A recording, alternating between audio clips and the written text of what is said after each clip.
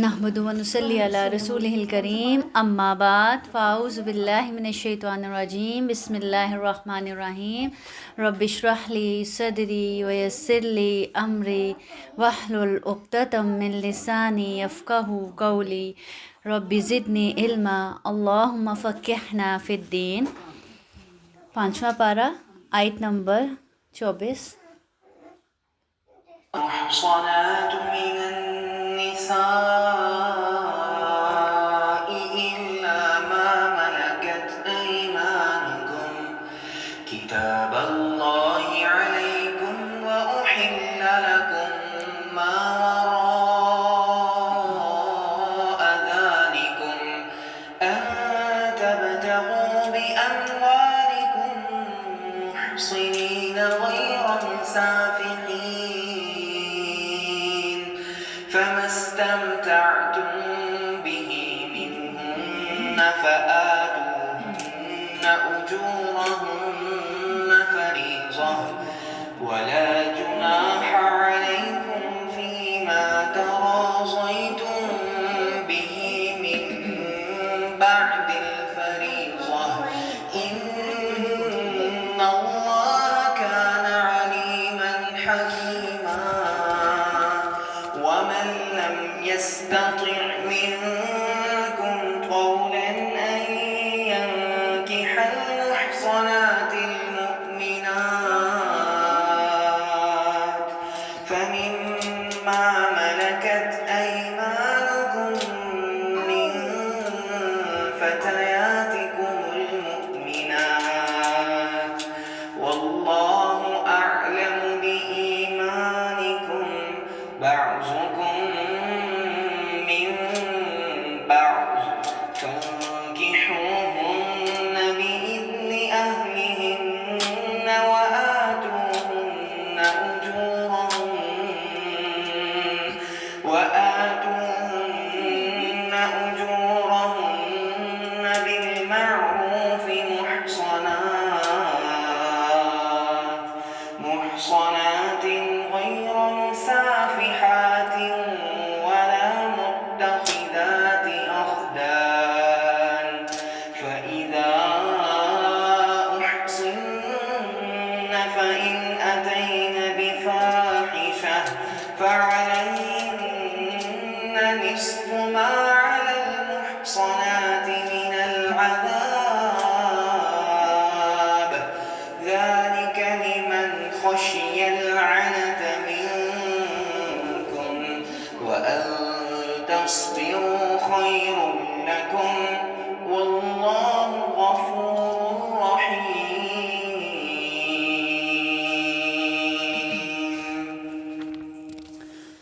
اعوذ باللہ من الشیطان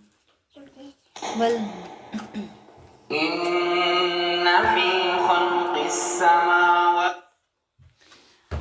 والمحصنات من النساء إلا ما ملكت أيمانكم كتاب الله عليكم وأحل لكم ما وراء ذلكم أن تبتغوا بأموالكم محسنين غير مسافحين فما استمتعتم به منهن فآتوهن أجورهن فريضة ولا جناح عليكم فيما تراضيتم به من بعد الفريضة إن الله كان عليما حكيما۔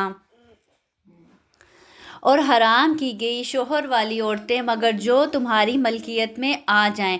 اللہ تعالیٰ نے یہ احکام تم پر فرض کر دیے ہیں اور ان عورتوں کے سوا اور عورتیں تمہارے لیے حلال کی گئی ہیں کہ اپنے مال کے مہر سے تم ان سے نکاح کرنا چاہو، برے کام سے بچنے کے لیے نہ کہ شہوت رانی کے لیے۔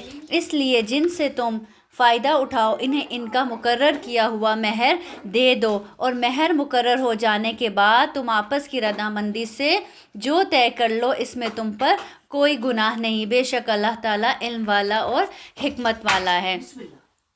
جیسے چوتھے پارے کے لاسٹ میں ہم نے محرمات کا ذکر کیا تھا کہ جن سے نکاح نہیں کیا جا سکتا، محرم رشتوں کا. اب یہاں پہ ان میں کون سے رشتے اور کون سے شامل ہیں، اس کو پچھلے ہی اسی آیت سے، چوتھے پارے کی آخری آیت سے لنک کرتے ہیں کہ اللہ تعالیٰ فرما رہے ہیں اور کون سی عورتیں حرام ہیں جن سے نکاح نہیں کیا جا سکتا، یعنی جو شادی شدہ عورتیں ہیں، یعنی جو کسی کے نکاح میں ہیں اس سے نکاح نہیں کیا جا سکتا، مگر جو تمہاری ملکیت میں آ جائیں، یعنی جو ملکیت میں آ جائیں، یعنی جو لونڈی غلام بن کر تمہارے قبضے میں آ جائیں، وہ حلال ہیں. پھر اللہ تعالیٰ نے آگے اس آیت میں نکاح کا مقصد بتا دیا کہ نکاح کا مقصد کیا ہے. پھر آگے اللہ تعالیٰ فرماتے ہیں اور تم میں سے جس کسی کو آزاد مسلمان عورتوں سے نکاح کرنے کی پوری وسعت و طاقت نہ ہو تو وہ مسلمان لونڈیوں سے جن کے تم مالک ہو اپنا نکاح کر لے. اللہ تمہارے اعمال کو بخوبی جاننے والا ہے. تم سب آپس میں ایک ہی تو ہو، اس لیے ان کے مالکوں کی اجازت سے ان سے نکاح کر لو. یعنی آزاد عورت سے نکاح کی وسعت نہیں رکھتے تو غلام عورت سے نکاح کر لو. لیکن غلام عورتوں سے نکاح کیسے کیا جائے گا؟ ان کے مالک کی اجازت سے. اور لونڈی کا ولی کون ہوگا؟ اس کا مالک. اور قاعدے کے مطابق ان کے مہر ان کو دو، وہ پاک دامن ہوں. لیکن شرط کیا ہے؟ نکاح کرتے وقت کیا دیکھو کہ عورت کیا ہو؟ پاک دامن ہو، نہ کہ اعلانیہ بدکاری کرنے والیاں، نہ خفیہ آشنائی کرنے والی، یعنی نہ چھپی دوستیاں کرنے والیاں. جب یہ لونڈیاں نکاح میں آ جائیں پھر اگر وہ بے حیائی کا کام کریں تو انہیں آدھی سزا ہے اس سزا سے جو آزاد عورتوں کو دی جاتی. یعنی اگر آزاد عورت کو اگر وہ غیر شادی شدہ ہے تو اس کی کیا سزا ہے؟ 100 کوڑے لگائے جائیں. تو اگر غیر شادی شدہ لونڈی ایسا کام کرتی ہے تو پھر اس کی آدھی سزا کتنی ہوگی؟ اس کو 50 کوڑے لگائے جائیں گے. تو عورت کیسی ہونی چاہیے؟ اللہ تعالیٰ کہہ رہے ہیں پاک دامن ہو، چھپی دوستیاں بنانے والی نہ ہو. حدیث میں آتا ہے آپ سے نے فرمایا جو اللہ اور آخرت پر ایمان رکھتا ہے تو اسے چاہیے کہ کوئی مرد اور عورت اکیلے نہ ہو یہاں تک کہ اس کا محرم اس کے ساتھ ہو. یعنی تنہائی میں کبھی بھی کسی بھی کام کے لیے ایک مرد اور ایک عورت اکیلا نہ ہو، بغیر اپنے عورت جو ہے وہ اپنے محرم کے ساتھ ہونی چاہیے. اسی طرح آپ سے نے فرمایا تم میں سے کسی کے سر پر ہتھوڑا مارا جائے تو وہ اس سے بہتر ہے کہ وہ کسی عورت کو چھوئے. آج دیکھیں کتنا عام ہے نا عورتوں مردوں کا ہینڈ شیک کرنا. تو یہ اس کی اتنی سخت وعید ہے کہ نبی کریم صلی اللہ علیہ وسلم نے فرمایا کہ کسی کے سر پر ہتھوڑا مارا جائے تو وہ اس سے بہتر ہے کہ وہ کسی عورت کو چھوئے. اس لیے شرم و حیا کی حفاظت کی جائے، غیر مردوں سے ہاتھ نہ ملایا جائے اور رش والی جگہوں پر بھی اپنے آپ کو کور کیا جائے، اپنے آپ کی حفاظت کی جائے. آپ سے نے فرمایا جب ایک مرد اور عورت جو اکیلے ہوتے ہیں، پہلے ایک حدیث میں منع کیا کہ کوئی بھی مرد اور عورت اکیلے نہ ہوں. کیوں؟ کیونکہ تیسرا ان میں آپ سے نے فرمایا ان کے درمیان جو تیسرا ہوتا ہے وہ کون ہوتا ہے؟ شیطان ہوتا ہے. کہ جتنی بھی نیت صاف ہو شیطان کہیں نہ کہیں اپنا وار کرنے کی کوشش کرتا ہے. اور اسی طرح ایک اور حدیث میں آتا ہے آپ سے نے فرمایا دنیا فائدہ اٹھانے کی چیز ہے، دنیا فائدہ اٹھانے کی چیز ہے اور دنیا کی بہترین متاع، بہترین فائدہ کیا ہے؟ نیک عورت ہے، فرما بردار عورت ہے جو اللہ کی بھی فرما بردار ہو اور اپنے شوہر کی بھی.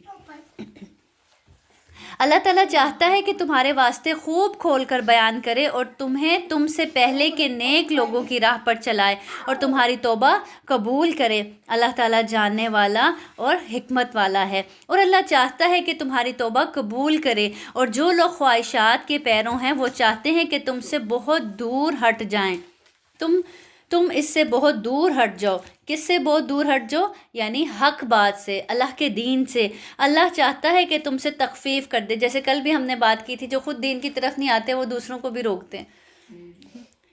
کیونکہ اللہ تعالیٰ چاہتا ہے کہ تم سے تخفیف کر دے کیونکہ انسان کمزور پیدا کیا گیا ہے. وَخُلِقَ الْإِنسَانُ ضعیف. اللہ تعالیٰ کہہ رہے ہیں مجھے معلوم ہے کہ انسان کی کتنی وسعت ہے، انسان کمزور پیدا کیا گیا. دیکھیں اسی لیے اللہ رب العزت نے ہمارے لیے کتنی رخصتیں رکھی ہیں. نماز کے بارے میں دیکھ لیں، پھر اسی طرح روزے کے بارے میں دیکھ لیں. ایسے نہیں رکھ نہیں سکتے، بیمار ہو گئے ہو بعد میں رکھ لینا. پھر نماز میں کتنی رخصتیں ہیں، کھڑے ہو کر نہیں پڑھ سکتے، بیٹھ کر پڑھ لو، بیٹھ کے نہیں پڑھ سکتے تو اشارے سے پڑھ لو. اور سفر میں ہو تو قصر کر لو. تو یہ اللہ تعالیٰ کہہ رہے ہیں یہ تخفیف کس کی طرف سے ہے؟ یہ اللہ کی طرف سے. یہ آسانی کس کی طرف سے ہے؟ اللہ رب العزت کی طرف سے ہے تحفہ تمہارے لیے. کیونکہ اللہ تعالیٰ جانتے ہیں کہ انسان کمزور پیدا کیا گیا ہے. یا ایھا الذین آمنوا لا تأکلوا اموالکم بینکم بالباطل الا ان تکون تجارۃ عن تراض منکم ولا تقتلوا انفسکم ان اللہ کان بکم رحیما. اے ایمان والو، اپنے آپس کے مال ناجائز طریقے سے مت کھاؤ. ناجائز طریقے سے مال کھانا کیا ہوتا ہے آپس میں؟ ہر وہ طریقہ جو شریعت نے حرام کیا ہے وہ کیا ہے؟ ناجائز ہے، وہ باطل ہے. ہر اس طریقے سے مال حاصل کرنا جس میں دوسرے کا حق مارا جائے وہ کیا ہے؟ باطل طریقہ. اسی طرح جھوٹ بول کر، دھوکہ دے کر، فریب کر کر، ملاوٹ کر کر، یہ سارے طریقے کون سے طریقے ہیں؟ باطل طریقے ہیں، ناجائز طریقے ہیں، حرام طریقے ہیں. اسی طرح ان جو حرام چیزوں کی خرید و فروخت، ان کا بزنس کرنا، یہ بھی کیا ہے؟ ناجائز طریقے ہیں مال کمانے کے. تو اللہ تعالیٰ دیکھیں قرآن میں بار بار کہتے ہیں کہ اپنے کھانے پینے کو حلال کرو اور باطل سے مت بچو. اپنے جو کمائی ہے اس کو چیک کرو کہ وہ کیسے آ رہی ہے، کہاں سے آ رہی ہے. حدیث میں آتا ہے آپ سے نے فرمایا جس نے کسی کا ناحق ایک لقمہ بھی کھایا تو اللہ تعالیٰ اسے اتنا ہی جہنم کا کھانا کھلائیں گے. اور جس نے ناحق کسی کا کپڑا پہنا اللہ تعالیٰ اس کو جہنم کے کپڑے پہنائیں گے. اور جو کسی کے لیے دکھلاوے والی جگہ پر کھڑا ہوا اللہ اسے دکھلاوے کے مقام پر کھڑا کرے گا. کہاں؟ قیامت کے روز. اللہ تعالیٰ ان لوگوں کو جو دنیا میں دکھانے کے لیے کام کرتے ہیں ان کو کیا کریں گے؟ ایک جگہ پر کھڑے کریں گے اور سب کو بتائیں گے کہ یہ دکھلاوے کا مقام ہے. یہ وہ لوگ ہیں جو دنیا میں دکھلاوے، شہرت کے لیے کام کیا کرتے تھے. مگر یہ کہ تمہاری آپس کی رضامندی سے ہو خرید و فروخت، اور اپنے آپ کو قتل نہ کرو یعنی خودکشی نہ کرو. یقیناً اللہ تم پر نہایت مہربان ہے. یعنی اللہ کی رحمت سے کبھی مایوس نہ ہو. اللہ اپنے بندے کے لیے برا نہیں سوچتا. خودکشی کیوں کی جاتی ہے؟ انسان اپنے حالات سے مایوس ہو کر، تنگ ہو کر خودکشی کرتا ہے نا. تو اللہ تعالیٰ کہہ رہے ہیں یقیناً اللہ تم پر نہایت مہربان ہے. اس سے اس کی رحمت طلب کرو اور صبر کرو اور اپنی جانوں کو قتل نہ کرو. اور جو شخص یہ نافرمانیاں، سرکشی اور ظلم سے کرے گا تو عنقریب ہم اس کو آگ میں داخل کریں گے اور یہ اللہ پر آسان ہے. ان تجتنبوا کبائر ما تنہون عنہ نکفر عنکم سیئاتکم وندخلکم مدخلا کریما. اگر تم ان بڑے گناہوں سے بچتے رہو گے جن سے تم کو منع کیا جاتا ہے. یہاں پہ کبائر گناہ کا ذکر کیا جا رہا ہے. کبائر گناہ کون سے ہوتے ہیں؟ یعنی کبیرہ گناہ کون سے ہوتے ہیں؟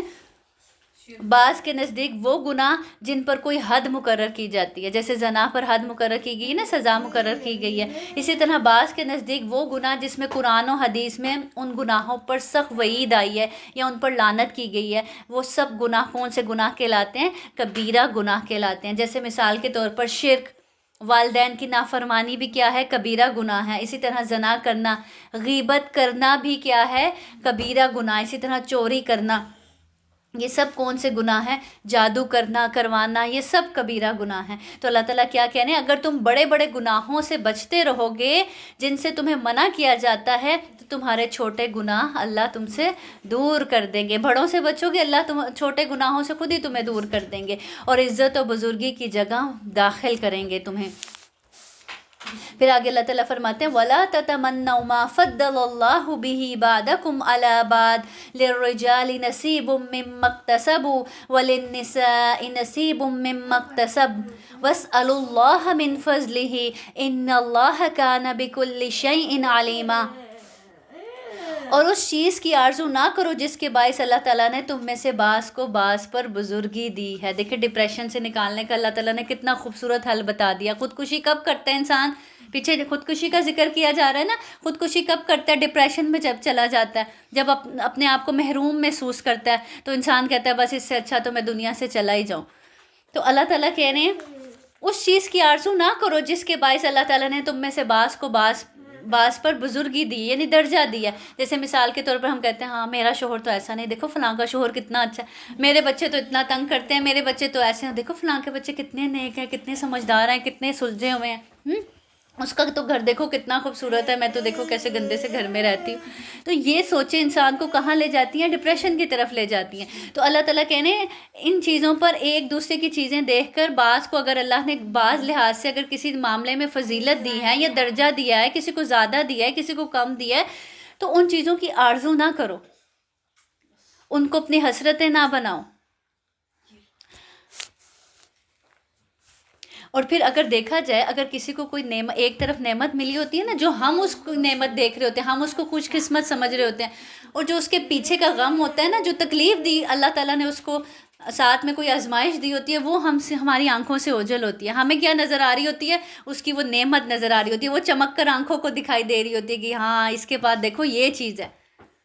اور جو پیچھے اللہ تعالیٰ نے اس کو غم دیا ہوا ہے وہ ہمیں نظر نہیں آتا نا. تو ہر ایک کی زندگی میں اگر کسی کو کہیں اللہ تعالیٰ نے کسی طریقے سے آزمایا، تو دوسری طرف سے اللہ تعالیٰ نے اس کو کسی نعمت سے بھی نوازا ہوا ہے. تو اللہ تعالیٰ اسی لیے کہہ رہے ہیں کہ اس طرح کی آرزویں نہ کرو.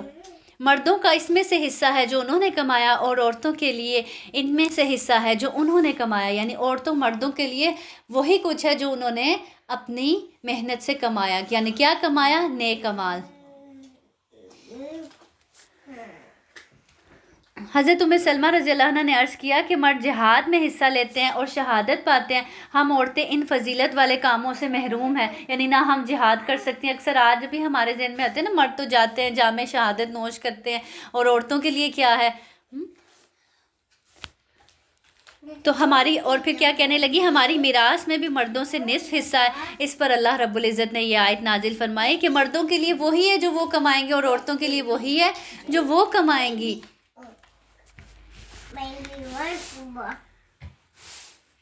تو اللہ کے فیصلوں پر انسان کو کیا رہنا چاہیے؟ راضی رہنا چاہیے.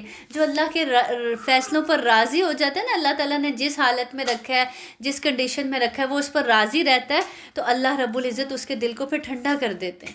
اور اگر انسان ہر وقت اسی چیز میں گھلتا رہتا ہے نا، اس کے پاس تو یہ ہے، میرے پاس تو یہ نہیں، اور اپنی محرومیاں ہی تلاش کرتا رہتا ہے، تو وہ کبھی چین سے نہیں رہ سکتا، وہ کڑتا ہی رہتا ہے ساری زندگی. اور جو اللہ کی عطا پہ راضی ہو جاتا ہے، رضیت باللہ، کہہ دیتا ہے کہ اللہ تعالیٰ میں راضی ہوں، آپ نے مجھے جیسے رکھا میں اس پہ راضی ہوں، تو اللہ تعالیٰ بھی اس سے راضی ہو جاتے ہیں، اور پھر وہ سب کچھ بھی اس کو عطا کر دیتے ہیں جو اس کے پاس نہیں ہوتا. یہ امتحان ہوتا ہے نا. اللہ تعالیٰ نہ دے کر بھی یہ دیکھنا چاہتے ہیں کہ میرا بندہ کیا کہتا ہے، کیا کرتا ہے، میں اس کو نہیں دیتا یہ نعمت. تو پھر اگر یہ مردوں اور عورتوں کی بات کی جائے، کہ جیسے یہ بات ہو رہی ہے کہ حضرت ام سلمہ نے عرض کی کہ مرد تو جہاد میں حصہ لیتے ہیں، شہادت پاتے ہیں، تو عورتوں کے لیے کیا ہے؟ تو دیکھیں اگر اللہ تعالیٰ نے کہیں مردوں کو درجہ دیا ہے تو کہیں عورتوں کو بھی تو دیا ہے نا. اللہ تعالیٰ نے ماں کے پیروں کے نیچے کیا رکھی ہے؟ جنت رکھی ہے. مرد کے پیروں کے نیچے تو نہیں رکھی. اگر کہیں عورت قربانی کر رہی ہے، سیکریفائس کر رہی ہے، اب دیکھیں ماں کیسی کیسی قربانیاں دیتی ہے نا اولاد کے لیے، اور اس کے لیے ہم سناتے بھی کتنا ہے کہ دیکھو میں نے یہ کیا، میں نے یہ کیا. ہاں آپ کیا کرتے ہیں؟ ہسبینڈ سے یہی کہا جاتا ہے نا، یہی گلا ہوتا ہے کہ آپ کیا کرتے ہیں. تو دیکھیں اگر کرتے ہیں تو اللہ تعالیٰ نے اس کا بدلہ بھی تو رکھا ہے نا. تو اللہ تعالیٰ نے یہی کہا ہے ہر ایک کو اپنی ذمہ داری دیکھنی چاہیے، اپنے حصے کا کام کرنا ہے، اور اس پر اس کو اجر ملے گا. اور پھر دیکھیں میدان جنگ میں جو شہادت نوش کرتے ہیں، ان کو بھی تیار کر کے بھیجنے والی کون ہوتی ہے؟ ماں ہی ہوتی ہے نا، وہ بھی عورت ہی ہوتی ہے نا. تو اپنے حصے کا کام کرو. اللہ تعالیٰ کہ نا جو تم اپنے حصے سے جو نیکی کرو گی اس کا تمہیں اجر ملے گا. اب دیکھیں کسی نے اپنا بچہ تیار کر کے جہاد کے لیے بھیجا اور وہ شہادت پا رہا ہے، تو کیا جس ماں نے اپنے ہاتھوں سے کھلایا پلایا، اپنا خون اس کو دیا، تو اس کو کچھ اجر نہیں ملے گا؟ تو اللہ کی عطا میں راضی رہنا چاہیے. اللہ کے سارے فیصلے کس پر مبنی ہوتے ہیں؟ حکمتوں پر مبنی ہوتے ہیں اللہ کی.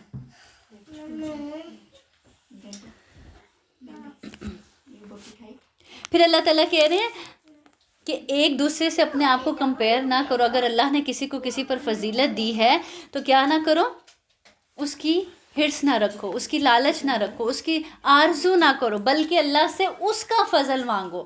اللہ نے تم کو اپنا فضل دے دیا تو تمہیں سب کچھ ہی مل جائے گا. یقیناً اللہ ہر چیز کا جاننے والا ہے۔ ماں باپ یا قرابت دار جو چھوڑ مریں اس کے وارث ہم نے ہر شخص کے مقرر کر دیے ہیں، اور جن سے تم نے اپنے ہاتھوں معاہدہ کیا ہے انہیں ان کا حصہ دو، حقیقتاً اللہ تعالیٰ ہر چیز پر حاضر ہے۔ الرجال قوامون علی النساء بما فضل اللہ بعضهم علی بعض وبما انفقوا من اموالهم۔ اللہ تعالیٰ فرما رہے ہیں مرد عورتوں پر حاکم ہیں۔ اب یہ قوام کس کو کہتے ہیں؟ نگران۔ اس کا مطلب ہوتا ہے نگران۔ نگران کیا ہوتا ہے؟ نگران کون ہوتا ہے؟ کیا ذمہ داری ہوتی ہے اس کی؟ گھر کا نگران جیسے مرد ہی ہوتا ہے۔ ہاں، یعنی اس کی ذمہ داری ہے کہ اس نے ہر ایک کی ہر ضرورت پوری کرنی ہے اور اس کا خیال رکھنا ہے۔ تو حاکم ان معنوں میں کہ اللہ نے اس کو نگران بنایا۔ عورت کو تو خوش ہونا چاہیے کہ اللہ تعالیٰ نے اس کو گھر کی ملکہ بنایا اور اس کی حفاظت کے لیے اس کو مرد دیا کہ وہ اس کی ہر طرح سے ٹیک کیئر کرے۔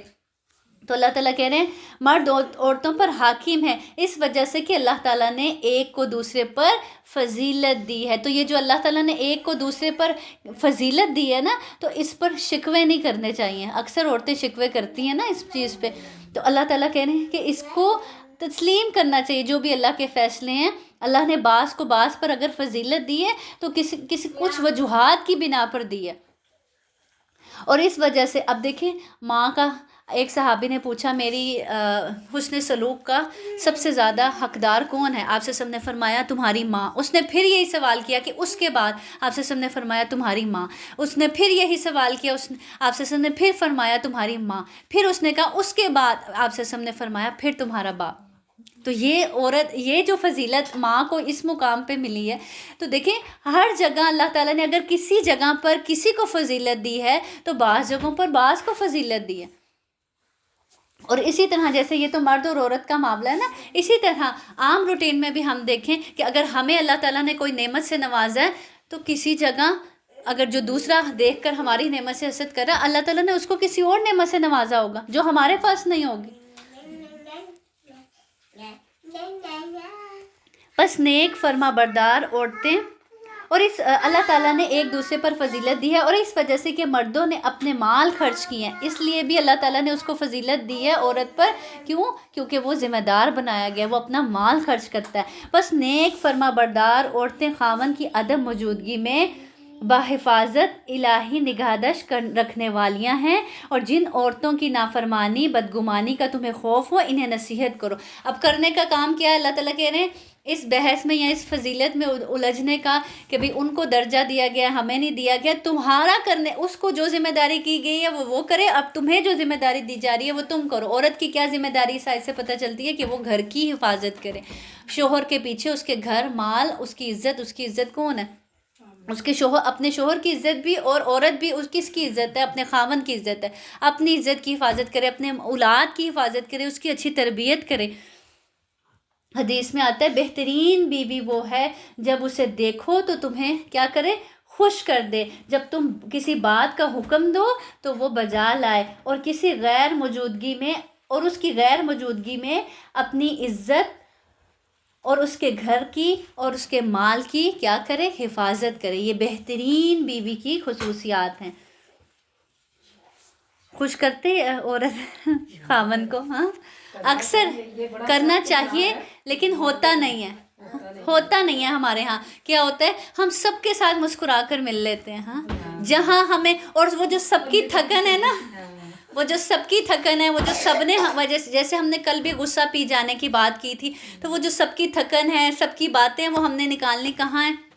وہ غصہ ان کے سامنے تو ہم نے پی لیا، لیکن وہ نکالنا کہاں ہے؟ شوہر پر۔ وہ موڈ کہاں آف ہوگا؟ وہ شوہر کے سامنے آف ہوگا۔ ہاں، تو یہاں پہ حدیث میں ہے کہ بہترین بیوی وہ ہے کہ شوہر اس کو دیکھے تو وہ اس کو خوش کر دے۔ نہیں، خوشی سے بات تو کرتے ہیں لیکن جواب دوبارہ ٹھیک نہ ملے پھر دل ٹوٹ جاتا ہے، پھر کہتے ہیں ٹھیک ہے۔ اس پہ بھی آپ کو اجر ملے گا نا، آپ نے اپنے حصے کا کام کر دیا نا۔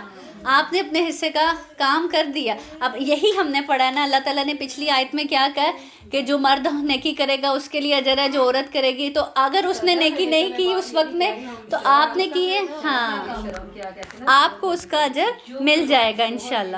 ذمہ داری نبھانی ہے اور عورت کو خود اپنی ذمہ داری نبھانی ہے, ٹھیک ہے. جیسے انہوں نے بھی بات کی کہ آگے سے رسپانس اچھا نہ ملے, تو رسپانس آپ کو کہاں سے ملے گا؟ اللہ کی طرف سے ملے گا انشاءاللہ. اللہ تعالیٰ نے وہ آپ کی نیکی لکھ لی ہے نا انشاءاللہ. اور پھر دیکھیں ہر ایک نے اپنا کما کے جانا ہے نا. اس چیز کو ہم اپنے ذہن میں رکھیں کہ میں یہاں سے جا رہی ہوں تو میں وہی چیز لے کر جاؤں گی نا جو میں نے اپنے ہاتھوں سے دی ہوگی. اور دیکھیں زندگی میں اگر آپ کی کوئی قدر نہیں کرتا نا, آپ کی مسکراہٹ کی, آپ کی اچھی بات کی کوئی قدر نہیں کرتا, آپ کسی سے اچھے اخلاق سے بول رہے ہیں, کوئی اگنور کرتا ہے, تو کرنے دیں. آپ تو اپنی نیکیاں جمع کر رہے ہیں نا. لیکن یہی لوگ جو آپ کو اگنور کر رہے ہیں, مرنے کے بعد یہی لوگ آپ کی تعریف کریں گے. ہاں ہر وقت مسکراتا رہتا تھا, اس کا اخلاق بڑا اچھا تھا. سننے میں آتی ہے نا جب کوئی دنیا سے چلا جاتا ہے, ایسی باتیں سننے کو ملتی ہیں نا ہمیں. تو ہم دنیا میں ہرٹ ہوں اور ہرٹ ہو کے کرنا چھوڑ دیں تو یہ ہم اپنا یہ وہ کریں گے نا, نقصان کریں گے. تو انہی لوگوں کے منہوں سے جو آپ کی اچھائی کو نگلیکٹ کرتے ہیں اور اس کو چھپاتے ہیں اور آپ کی برائی کو اچھالتے ہیں, اللہ تعالیٰ آپ کی نیکیوں کو ضائع نہیں جانے دیتا. یہی لوگ پھر آپ کے مرنے کے بعد آپ کی اچھی گواہیاں دے رہے ہوتے ہیں. اور ایسا اپنی آنکھوں سے بھی دیکھا.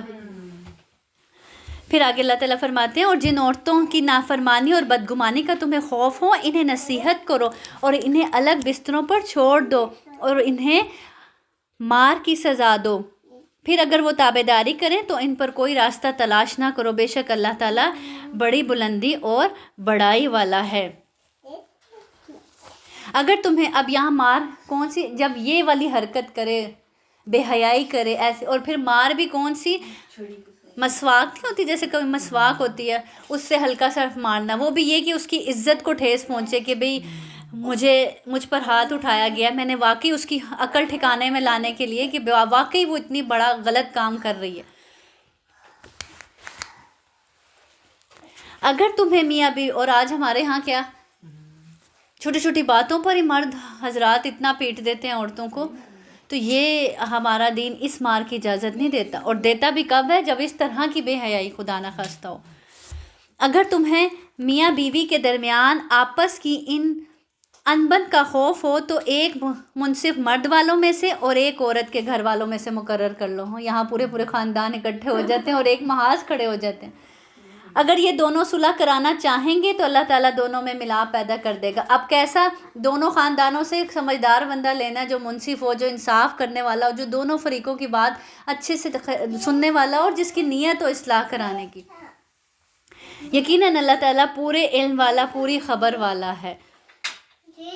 اور اللہ کی عبادت کرو اور اس کے ساتھ کسی کو شریک نہ کرو, اور ماں باپ کے ساتھ حسن سلوک کرو, اور رشتہ داروں سے اور یتیموں سے اور مسکینوں سے اور قرابت دار ہمسائے سے اور اجنبی ہمسائے سے. رشتہ دار ہے, ہمسایہ تو اور زیادہ. دیکھیں پہلے کون سے ہمسائے کا ذکر آیا, جو رشتہ دار ہے, قرابت دار ہے. اس کے بعد اجنبی ہمسائے کا بھی اتنا ہی حق ہے, لیکن زیادہ حق کس کا ہے, رشتہ دار ہمسائے کا. اور پہلو کے ساتھی سے یعنی یہ بیوی بھی مراد ہو سکتی ہے. اسی طرح جیسے آپ یہاں مل کر ہم بیٹھے ہوئے, ہمارے ساتھ بیٹھنے والا ہے, اسی طرح ہم سفر میں جا رہے ہیں, بس میں, ٹرین میں, کہیں بھی ہمارے ساتھ بیٹھنے والا وہ پہلو کا ساتھی.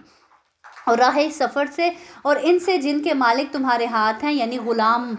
یقیناً اللہ تعالیٰ تکبر کرنے والوں اور شیخی خوروں کو پسند نہیں فرماتا. جس کے اندر تکبر ہوگا نا وہ اس میں سے کسی کے ساتھ بھی حسن سلوک نہیں کر سکتا. تو اسی لیے اللہ تعالیٰ نے کیا کہا, تکبر کرنے والوں کو اور شیخی خوروں کو اللہ پسند نہیں کرتا. تو اللہ تعالیٰ نے ان سب کے ساتھ کیا کرنے کا حکم دیا ہے, احسان کرنے کا حکم دیا ہے. احسان کرنا یہ ہوتا ہے کہ کوئی اچھا نہ بھی کرے, جیسے ابھی بات ہو رہی تھی نا کہ آگے سے رسپانس اچھا نہیں ملتا. تو احسان کیا ہے, جو اچھا نہ بھی کرے تو اس کے ساتھ بھی اچھا کرنا. باسمہ کہیں گی کہ میری پھر بات پکڑی گئی, وہ اللہ کی طرف سے مثالیں وہی آئیں, اللہ کی طرف سے مثالیں ویسی آ رہی ہیں.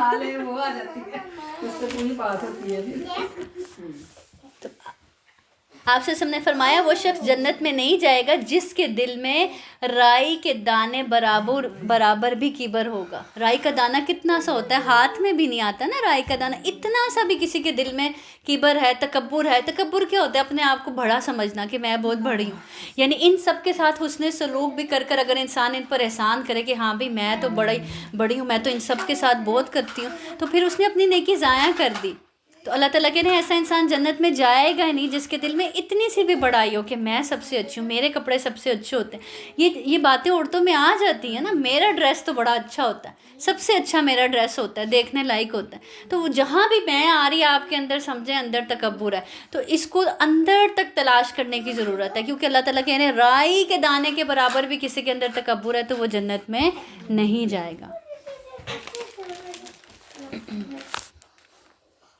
جو لوگ خود بخیلی کرتے ہیں اور دوسروں کو بھی بخیلی کرنے کو کہتے ہیں، اور اللہ تعالیٰ نے جو اپنا فضل انہیں دے رکھا ہے اسے چھپا لیتے ہیں، ہم نے ان کافروں کے لیے ذلت کی مار تیار کر رکھی ہے۔ چھپاتے تو نہیں اللہ نے جو فضل دیا، ہم تو نہیں کہیں چھپاتے، ہم اپنا جائزہ لیں۔ اکثر کیا ہوتا ہے، اکثر دیکھا گیا کوئی آتا ہے باہر سے، اچھا کھانا کھا رہے ہیں، اچھا چلو اٹھاؤ کوئی آ گیا، جاؤ بھائی کچن میں چھپاؤ۔ نہیں، میں نے دیکھا ہے لوگ کرتے ہیں، پاکستان میں اکثر ایسی چیزیں ہوتی ہیں، یہاں تو مجھے ابھی اتنا آئیڈیا نہیں ہے، لوگوں کا مینٹیلٹی کا اتنا پتہ نہیں ہے، تو اکثر ایسا ہوتا ہے۔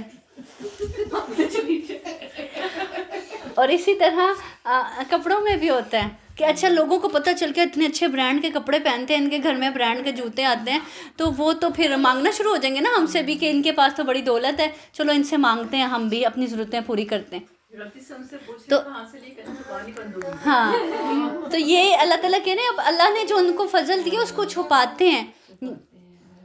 ہم نے ان کافروں کے لیے اللہ تعالیٰ کہہ رہے ہیں ذلت کی مار تیار کر رکھی ہے، اور جو لوگ اپنا مال لوگوں کو دکھاوے کے لیے خرچ کرتے ہیں اور اللہ تعالیٰ پر اور قیامت کے دل پر ایمان نہیں رکھتے، اور جس کا ہم نشین اور ساتھی شیطان ہو، وہ بدترین ساتھی ہے۔ ہمارے ہاں بھی دیکھیں کتنا دکھاوے کے لیے خرچ کیا جاتا ہے۔ آج ہماری شادیاں کیوں اتنی بڑی ہوتی ہیں، کیوں اتنا اس میں پیسہ خرچ ہوتا ہے، کیوں اتنے دکھاوے ہوتے ہیں؟ شادی ایک ہی ہوتی ہے، پورا خاندان کروڑوں لگا رہا ہوتا ہے، لاکھوں خرچ کر رہا ہوتا ہے۔ کیوں کر رہا ہوتا ہے؟ کہ بھئی دکھانا ہے نا کہ بھئی ہماری ڈریسنگ اچھی ہونی چاہیے، اور پھر بڑے فخر سے بتاتے ہیں، اس میں بھی وہی میں ہی آ جاتی ہے نا، بڑے فخر سے بتاتے ہیں فلاں برانڈ کا ڈریس پہنا، فلاں جو ہے وہ برانڈ کا میں نے آرڈر پہ منگوایا۔ تو یہ سب چیزیں کیا، اور اتنی رسمیں صرف دکھاوے۔ پتہ چلنا چاہیے میرے بیٹے کی شادی تھی، پتہ چلنا چاہیے کہ بھئی خاندان میں ایسی کسی نے شادی نہیں کی ہوگی جیسی میں نے اپنی بیٹی کی یا بیٹے کی شادی کرنی۔ تو یہ سب اللہ تعالیٰ کہہ رہے ہیں جو دکھاوے کے لیے خرچ کرتے ہیں، یہاں پہ انہی کا ذکر کیا جا رہا ہے۔ اللہ تعالیٰ کہہ رہے ہیں وہ اللہ پر اور قیامت کے دن پر ایمان ہی نہیں رکھتے۔ کتنی بڑی بات کہہ دی اللہ نے ان کے لیے۔ اور جس کا ہم نشین اور اس کا ساتھی شیطان ہو، وہ بدترین ساتھی۔ اور ایسے لوگوں کا ساتھی کون ہے؟ شیطان ہے، جس نے ان کو اچھی طرح اپنے جال میں جکڑ لیا۔ بھلا ان کا کیا نقصان تھا کہ اگر یہ اللہ تعالیٰ پر اور قیامت کے دن پر ایمان لاتے اور اللہ تعالیٰ نے جو انہیں دے رکھا ہے اس میں سے خرچ کرتے۔ اللہ تعالیٰ انہیں خوب جاننے والا ہے، بے شک اللہ تعالیٰ ایک ذرہ برابر ظلم نہیں کرتا، اور اگر نیکی ہو تو اسے دگنی کر دیتا ہے، اور خاص اپنے پاس سے بڑا ثواب دیتا ہے۔ بس کیا حال ہوگا جس وقت کہ ہر امت سے ہم ایک گواہ ہم لائیں گے، اور آپ کو ان لوگوں پر گواہ بنا کر لائیں گے۔ کس کو؟ یعنی نبی کریم صلی اللہ علیہ وسلم کو، اور ہر امت سے یعنی ہر امت سے اس کے پیغمبر کو۔ آتا ہے حدیث میں کہ ایک مرتبہ نبی کریم صلی اللہ علیہ وسلم نے حضرت عبداللہ بن مسعود رضی اللہ عنہ سے قرآن سننے کی خواہش ظاہر فرمائی، تو وہ قرآن سناتے ہوئے جب اس آیت پر پہنچے تو آپ صلی اللہ علیہ وسلم آنسوؤں سے رونے لگے۔ یعنی وہ دن یاد آ گیا نا کہ وہ دن کیا حال ہوگا، جیسے اللہ تعالیٰ نے نقشہ کھینچا اس دن کا کہ کیا حال ہوگا جب لوگ لائے جائیں گے، ان پر گواہ لائے جائیں گے، اور پھر آپ سے ہم کو ان پر گواہ بنا کر پیش کیا جائے گا۔ تو دیکھیں ہمارے سامنے جب قیامت کا ذکر ہوتا ہے، ہم یہ آیات سنتے ہیں تو ہمارے دل کتنے کانپتے ہیں، ہمارے کتنی آنکھیں نم ہوتی ہیں، ہم محسوس نہیں کرتے نا آیات کو۔ جس روز کافر اور رسول کے نافرمان آرزو کریں گے کہ کاش انہیں زمین کے ساتھ ہموار کر دیا جاتا، اور اللہ تعالیٰ سے کوئی بات نہ چھپا سکیں گے۔ اے ایمان والو یا ایھا آمنو لا تقربوا وانتم سکارا، اے ایمان والو جب تم نشے کی میں مست ہو نماز کے قریب بھی نہ جاؤ جب تک کہ اپنی بات کو سمجھنے نہ لگو، اور جنابت کی حالت میں جب تک کہ غسل نہ کر لو، ہاں اگر راہ چلتے گزر جانے والے ہو تو اور بات ہے، اور اگر تم بیمار ہو یا سفر میں ہو تو تم میں سے کوئی قضائے حاجت سے آیا ہو یا تم نے عورتوں سے مباشرت کی ہو اور تمہیں پانی نہ ملے تو پاک مٹی کا قصد کرو اور اپنے منہ اور اپنے ہاتھ مل لو، بے شک اللہ تعالیٰ معاف کرنے والا بخشنے والا ہے۔ پیچھے اللہ تعالیٰ نے تخفیف کا ذکر کیا نا کہ تمہارے لیے اللہ تعالیٰ نے آسانیاں پیدا کی ہیں کیونکہ اللہ جانتا ہے کہ تم کمزور پیدا کیے گئے ہو۔ اب یہاں پہ دیکھیں ان آسانیوں کا ذکر بھی کر دیا۔ سب سے پہلے کیا بات کی گئی کہ جب نشے کی حالت میں ہو تو نماز کے قریب نہ جاؤ۔ یہ شراب کے جو متعلق حکم ہے یہ اس وقت آیا تھا جب ابھی مکمل طور پر شراب حرام نہیں ہوئی تھی، تو اللہ تعالیٰ نے کہا کہ نماز کی حالت میں شراب یعنی نماز سے پہلے شراب کے قریب نہ جاؤ، کہ ایسا نہ ہو کہ پھر تمہیں کیونکہ جب انسان نشے میں ہوتا ہے اس کو نہیں پتہ چلتا وہ اپنی زبان سے کیا بول رہا ہے، تو ایسا نہ ہو اپنے لیے دعاؤں کی جگہ بد دعائیں مانگ رہے ہو۔ پھر آگے اللہ تعالیٰ کیا کہہ رہے ہیں کہ جنابت کی حالت میں جب تک غسل نہ کر لو تب تک بھی تم نماز کے قریب نہیں جا سکتے، ہاں اگر راہ چلتے گزر جانے والے ہو تو اور بات ہے، یعنی اگر تمہیں گزرنا پڑ رہا ہے، تمہارا راستہ ایسا ہے کہ مسجد سے گزر کر راستہ آتا ہے تمہارے گھر کا تو اور بات ہے، کیونکہ بعض پہلے کیا تھا کہ لوگوں کے راستے بعض اوقات مسجد سے گزر کر بھی آتے تھے گھروں کے۔ اور اگر تم بیمار ہو یا سفر میں ہو، اب اگر بیمار ہو سفر میں ہو جنابت سے ہو جنبی ہو گئے ہو، اب پانی بھی نہیں مل رہا یا اگر پانی نہیں مل رہا یا بیمار ہو گئے ہو، تکلیف اتنی ہے نہاؤ گے تو مزید بیمار پڑ جاؤ گے، مرنے کا خطرہ ہے، تو کیا کر لو؟ پھر اللہ تعالیٰ کہہ رہے ہیں پاک مٹی سے تیمم کر لو۔ اگر صرف وضو کی بھی حاجت ہے تو بھی تیمم کر لو، اگر پانی نہیں مل رہا یا یہ کہ بہت سخت بیمار ہو وضو کرو گے تو بیماری کے بڑھ جانے کا خدشہ ہے تو بھی پاک مٹی سے تیمم کر لو، اور یہ کہ پانی نہیں مل رہا تب بھی۔ اب غسل کی حاجت ہے یا وضو کی حاجت ہے، دونوں صورتوں میں پانی نہ ملنے یا بیمار ہونے کی صورت میں اللہ تعالیٰ کیا کہہ رہے ہیں؟ تیمم کر لو۔ اب وہی تیمم غسل کے لیے بھی ہوگا، جیسے جنبی ہے پانی نہیں مل رہا یا بیماری اچانک سے ایسی ہوگی کہ اب آپ جنابت سے تھے اور اب آپ غسل بھی نہیں کر سکتے تو کیا کر لو؟ وہی تیمم کیا جائے گا جو وضو کے لیے کیا جاتا ہے۔ کیسے؟ ہاتھوں کو زمین پر مارا جائے گا، مٹی پر مارا جائے گا، اور پھر اس کو ایسے ایسے کر کے پھر ایسے ایسے اور پھر اس کو منہ پر۔ تو یہی تیمم کس کے لیے؟ غسل کے لیے بھی اور وضو کے لیے بھی۔ یہ دیکھیں کتنی آسانی اللہ تعالیٰ نے کی نا۔ کیا تم نے انہیں نہیں دیکھا جنہیں کتاب کا کچھ حصہ دیا گیا ہے؟ وہ گمراہی خریدتے ہیں اور چاہتے ہیں کہ تم بھی راہ سے بھٹک جاؤ۔ اللہ تعالیٰ تمہارے دشمنوں کو خوب جاننے والا ہے، اور اللہ تعالیٰ کا دوست ہونا کافی ہے اور اللہ تعالیٰ کا مددگار ہونا بس ہے، یعنی وکفیٰ باللہ ولیہ وکفیٰ باللہ نصیرہ، جس کا اللہ دوست بن جائے، جس کا اللہ مددگار بن جائے، اس کو کسی اور کی ضرورت رہتی ہے؟ تو اللہ تعالیٰ کہہ رہے ہیں کہ کافی نہیں ہے اللہ کا دوست ہونا تمہارے لیے۔ بعض یہود کلمات کو ان کے ٹھیک جگہ سے ہیر پھیر کر دیتے ہیں اور کہتے ہیں کہ ہم نے سنا اور نافرمانی کی، اور سن اس کے بغیر کہ تو سنا جائے اور ہماری رعایت کر، لیکن اس کہنے میں اپنی زبان کو پیچ دیتے ہیں اور دین میں طعنہ دیتے ہیں۔ اور اگر یہ لوگ کہتے کہ ہم نے سنا اور ہم نے فرمانبرداری کی اور آپ سنیے اور ہمیں دیکھیے تو یہ ان کے لیے بہت بہتر اور نہایت ہی مناسب تھا، لیکن اللہ تعالیٰ نے ان کے کفر کی وجہ سے انہیں لعنت کی ہے، پس یہ بہت ہی کم ایمان لاتے ہیں۔ اے اہل کتاب، جو کچھ ہم نے نازل فرمایا ہے جو اس کی بھی تصدیق کرنے والا ہے جو تمہارے پاس ہے، اس پر ایمان لاؤ اس سے پہلے کہ ہم چہرے بگاڑ دیں اور انہیں لٹا کر پیٹھ کی طرف کر دیں یا ان پر لعنت بھیجیں، جیسے ہم نے ہفتے کے دن والوں پر لعنت کی تھی۔ ہفتے کے دن والے کون؟ یہی بنی اسرائیل کا ایک گروہ جو پیچھے ذکر گزرا ہے نا، مچھلیوں کے پکڑنے والے، ہیلا سازی کرنے والے، اور ہم نے ہفتے کے دن والوں پر لعنت کی، اور ہے اللہ تعالیٰ کا کام کیا گیا۔ یقیناً اللہ تعالیٰ اپنے ساتھ شریک کیے جانے کو نہیں بخشتا اور اس کے سوا جسے چاہے بخش دیتا ہے، یعنی اللہ شرک کو معاف نہیں کرتا اور باقی گناہوں کو اللہ چاہے تو معاف کر دیتا ہے، تو اس لیے شرک سے بچنا چاہیے۔ اور جو اللہ تعالیٰ کے ساتھ شریک مقرر کرے اس نے بڑا گناہ کیا اور بہتان باندھا۔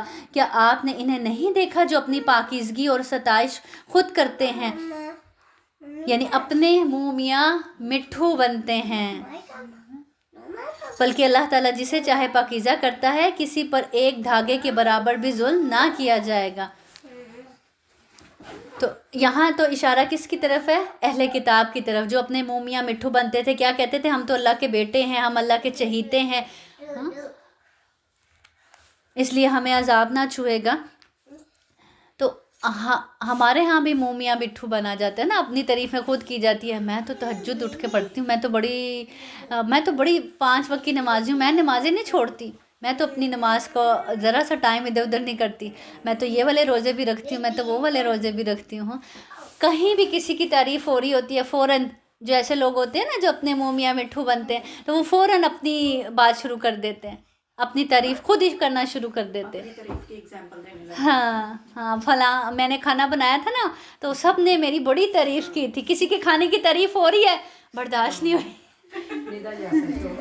تو فوراً سے اپنی تعریف کرنے لگتے ہیں۔ ہاں، یہ انسان کی فطرت میں ہے نا بعض اوقات، تو ہمیں ان چیزوں کو اپنے اندر سے نکالنا ہے۔ کہیں نہ کہیں ہم بھی ایسی باتیں کر جاتے ہیں، نہ چاہتے ہوئے بھی کر جاتے ہیں نا۔ پتہ کیا ہے صدف، یہ کچھ بات میرے سمیت، میں یہ نہیں کہہ رہی کہ بھئی میں بہت پاک صاف ہوں، میں بھی، ہاں کہ تہجد پڑھنی چاہیے، جب میں بھی پڑھتی ہوں، وہ ایک الگ بات ہے نا کہ ایک اپنی اچھی نیت سے جی شیئر کرتا نا بات۔ نہیں، وہ اب یہ نہیں آپ کو کہا جا رہا کہ آپ شیئر نہ کریں، آپ یہاں پر بیٹھ کے شیئر کریں گے تو کوئی سیکھ لے۔ بالکل ایسے ہی ہوتا ہے نا، ایک ہی بات سے دوسرے کے دل میں اچھا یہ پڑھتی ہے مجھے بھی پڑھنی چاہیے، یہ روزے رکھتی ہے یہ والے مجھے بھی رکھنے چاہیے۔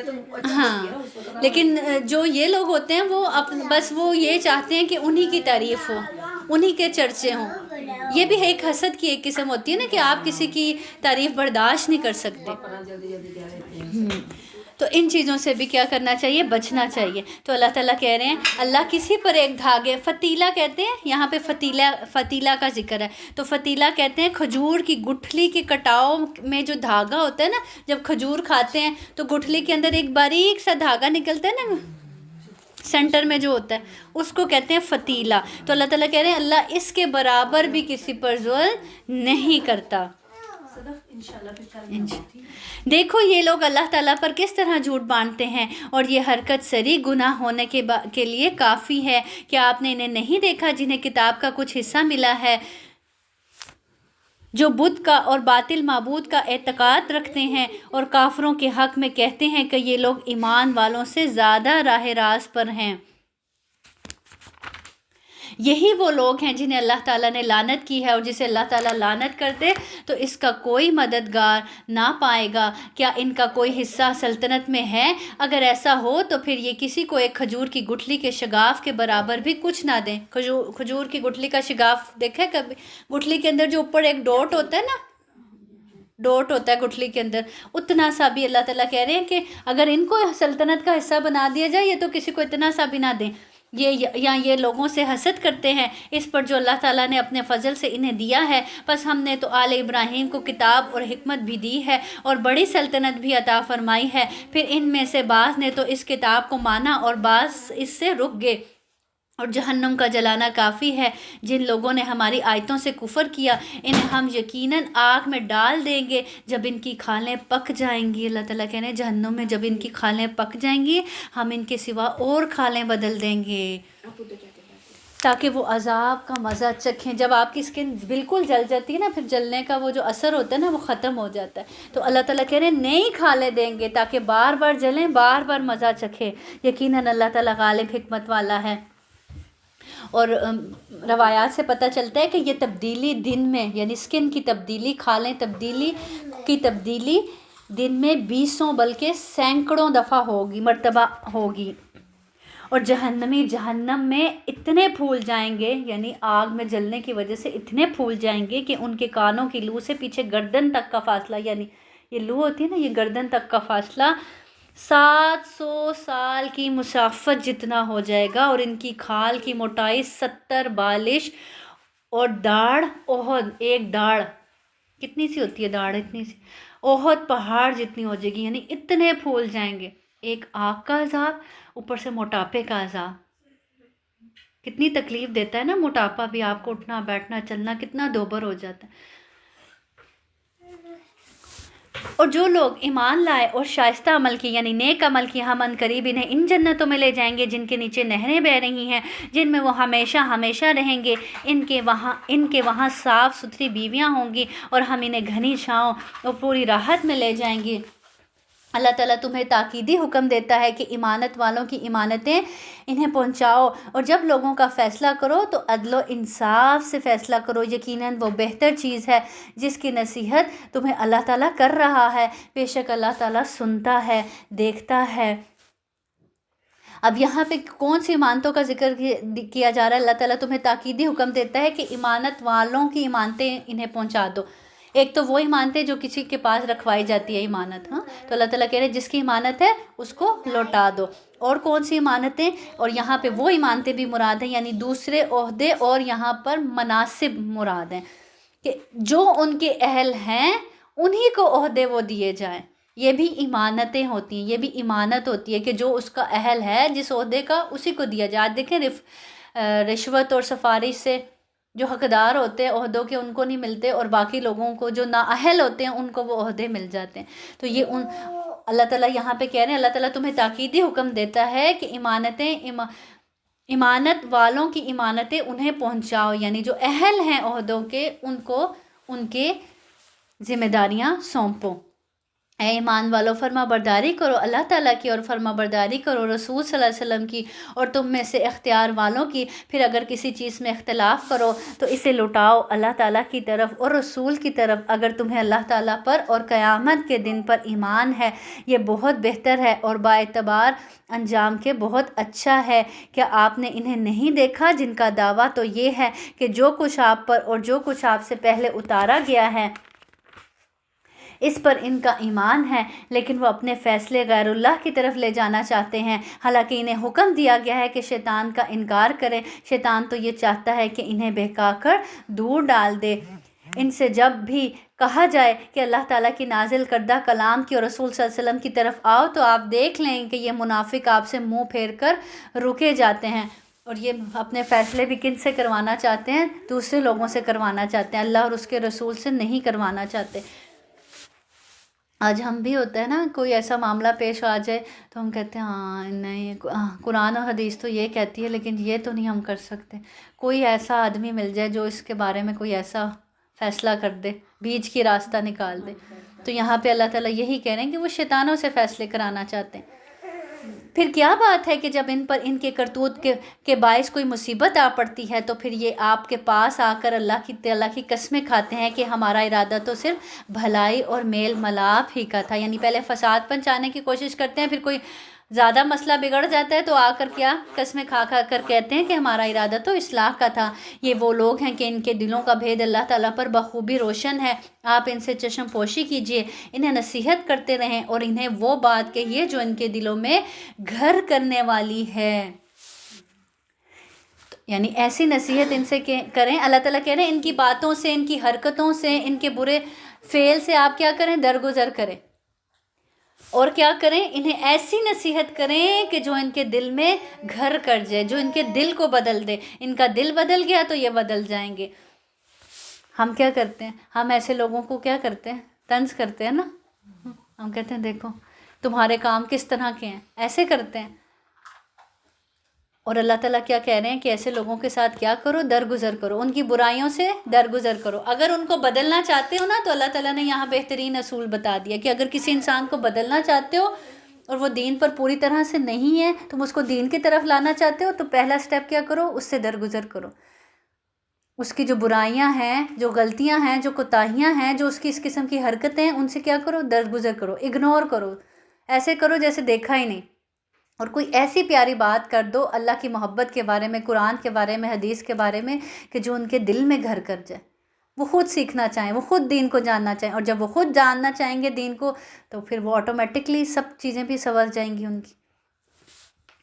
ہم نے ہر رسول کو صرف اسی لیے بھیجا کہ اللہ تعالیٰ کے حکم سے اس کی فرما برداری کی جائے، اور اگر یہ لوگ جب انہوں نے اپنی جانوں پر ظلم کیا تھا تیرے پاس آ جاتے ہیں اور اللہ تعالیٰ سے استغفار کرتے اور رسول بھی ان کے لیے استغفار کرتے تو یقیناً یہ لوگ اللہ تعالیٰ کو معاف کرنے والا مہربان پاتے۔ یعنی یہ منافقین، اللہ تعالیٰ کہہ رہے ہیں اگر ان کو اپنی غلطی کا احساس ہو جاتا اور یہ آپ کے پاس آ کر معافی مانگتے اور اللہ تعالیٰ سے بھی معافی مانگتے تو اللہ تعالیٰ ان کو معاف کر دیتا۔ سو قسم ہے تیرے پروردگار کی یہ مومن نہیں ہو سکتے جب تک کہ تمام آپس کے اختلافات میں آپ کو حاکم نہ مان لیں، پھر جو فیصلے آپ ان میں کر دیں ان سے اپنے دل میں کسی طرح کی تنگی اور ناخوشی نہ پائیں اور فرما برداری کے ساتھ قبول کر لیں۔ اور اگر ہم ان پر یہ فرض کر دیتے کہ اپنی جانوں کو قتل کر ڈالو یا اپنے گھروں سے نکل جاؤ تو اسے ان میں سے بہت ہی کم لوگ بجا لاتے، اور اگر یہ وہی کریں جس کی انہیں نصیحت کی جاتی ہے تو یقیناً یہی ان کے لیے بہتر اور بہت زیادہ مضبوطی والا ہو۔ اور تب تو انہیں ہم اپنے پاس سے بڑا ثواب دیں گے اور یقیناً انہیں راہ راست دکھا دیں گے۔ وَمَن يُطِعِ اللَّهَ وَالرَّسُولَ فَأُولَٰئِكَ مَعَ الَّذِينَ أَنْعَمَ اللَّهُ عَلَيْهِم مِّنَ النَّبِيِّينَ وَالصِّدِّيقِينَ وَالشُّهَدَاءِ وَالصَّالِحِينَ وَحَسُنَ أُولَٰئِكَ رَفِيقًا، اور جو بھی اللہ تعالیٰ کی رسول صلی اللہ علیہ وسلم کی فرما برداری کرے اور ان لوگوں کے ساتھ ہوگا جن پر اللہ تعالیٰ نے انعام کیا ہے۔ کتنی خوبصورت آیت ہے۔ اللہ تعالیٰ کیا کہہ رہے ہیں؟ جو بھی اللہ تعالیٰ کی اور رسول صلی اللہ علیہ وسلم کی فرما برداری کرے وہ ان لوگوں کے ساتھ ہوگا جن پر اللہ تعالیٰ نے انعام کیا ہے۔ وہ کون ہیں؟ جیسے نبی اور صدیقین اور شہداء اور نیک لوگ، یہ بہترین رفیق ہیں۔ کتنی خوبصورت آیت ہے کہ اللہ کی اور اس کے رسول کی فرما برداری کرنے والے قیامت کے روز ان لوگوں کے ساتھ ہوں گے۔ آج دل کرتا ہے نا کہ ہم بھی نبی کریم صلی اللہ علیہ وسلم کے دور میں ہوتے، ہم بھی وہ صحابہ کا دور دیکھتے اور وہ سب چیزیں۔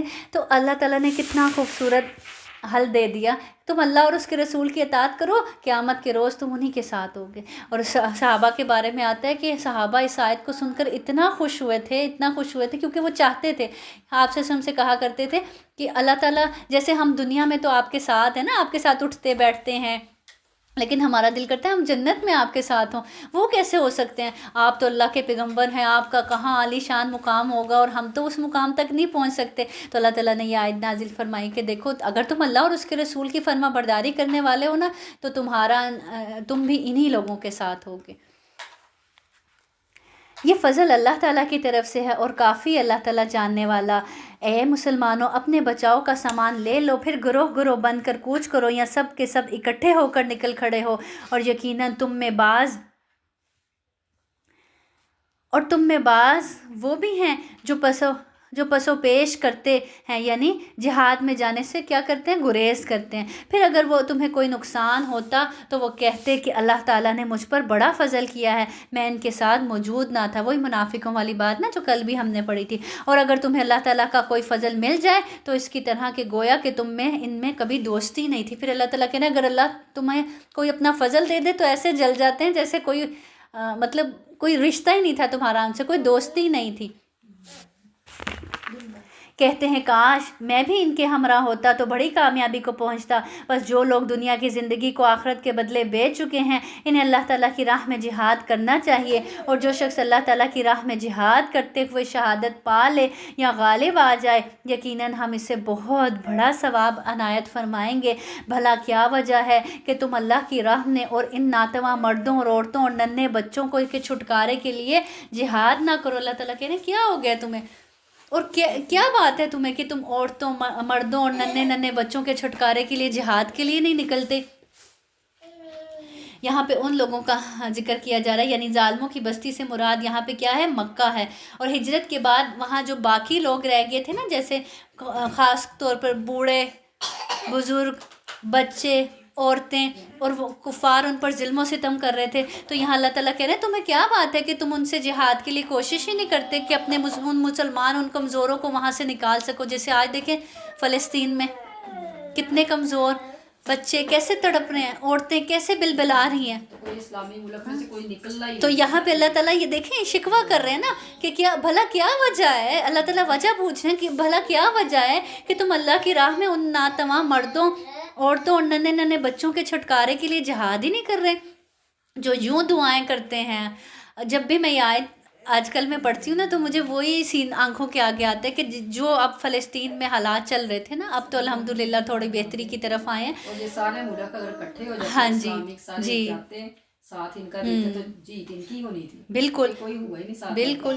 دیکھیں اللہ تعالیٰ یہی شکوہ کریں، کیا وجہ ہے کیوں نہیں جہاد کرے ان کمزوروں کے لیے جو یوں دعائیں مانگ رہے ہیں. اللہ تعالیٰ ان کا نقشہ بھی کھینچ کے بتا رہے ہیں، جو یوں دعائیں مانگ رہے ہیں. کیسے دعائیں مانگتے ہیں؟ ربنا اخرجنا من هذه القرية الظالم اهلها واجعل لنا من لدنك وليا واجعل لنا من لدنك نصيرا. یہ بہت خوبصورت دعا ہے. جب آپ کو بھی کسی جگہ لگے نا کہ آپ پر ظلم ہو رہا ہے، زیادتی ہو رہی ہے، آپ مجبور ہیں، آپ بے بس ہیں. بعض جگہ پر ایسے حالات آ جاتے ہیں نا کہ آپ کو لگتا ہے آپ یہاں پر بالکل بے بس ہیں، آپ پر زیادتی ہو رہی ہے، ظلم ہو رہا ہے.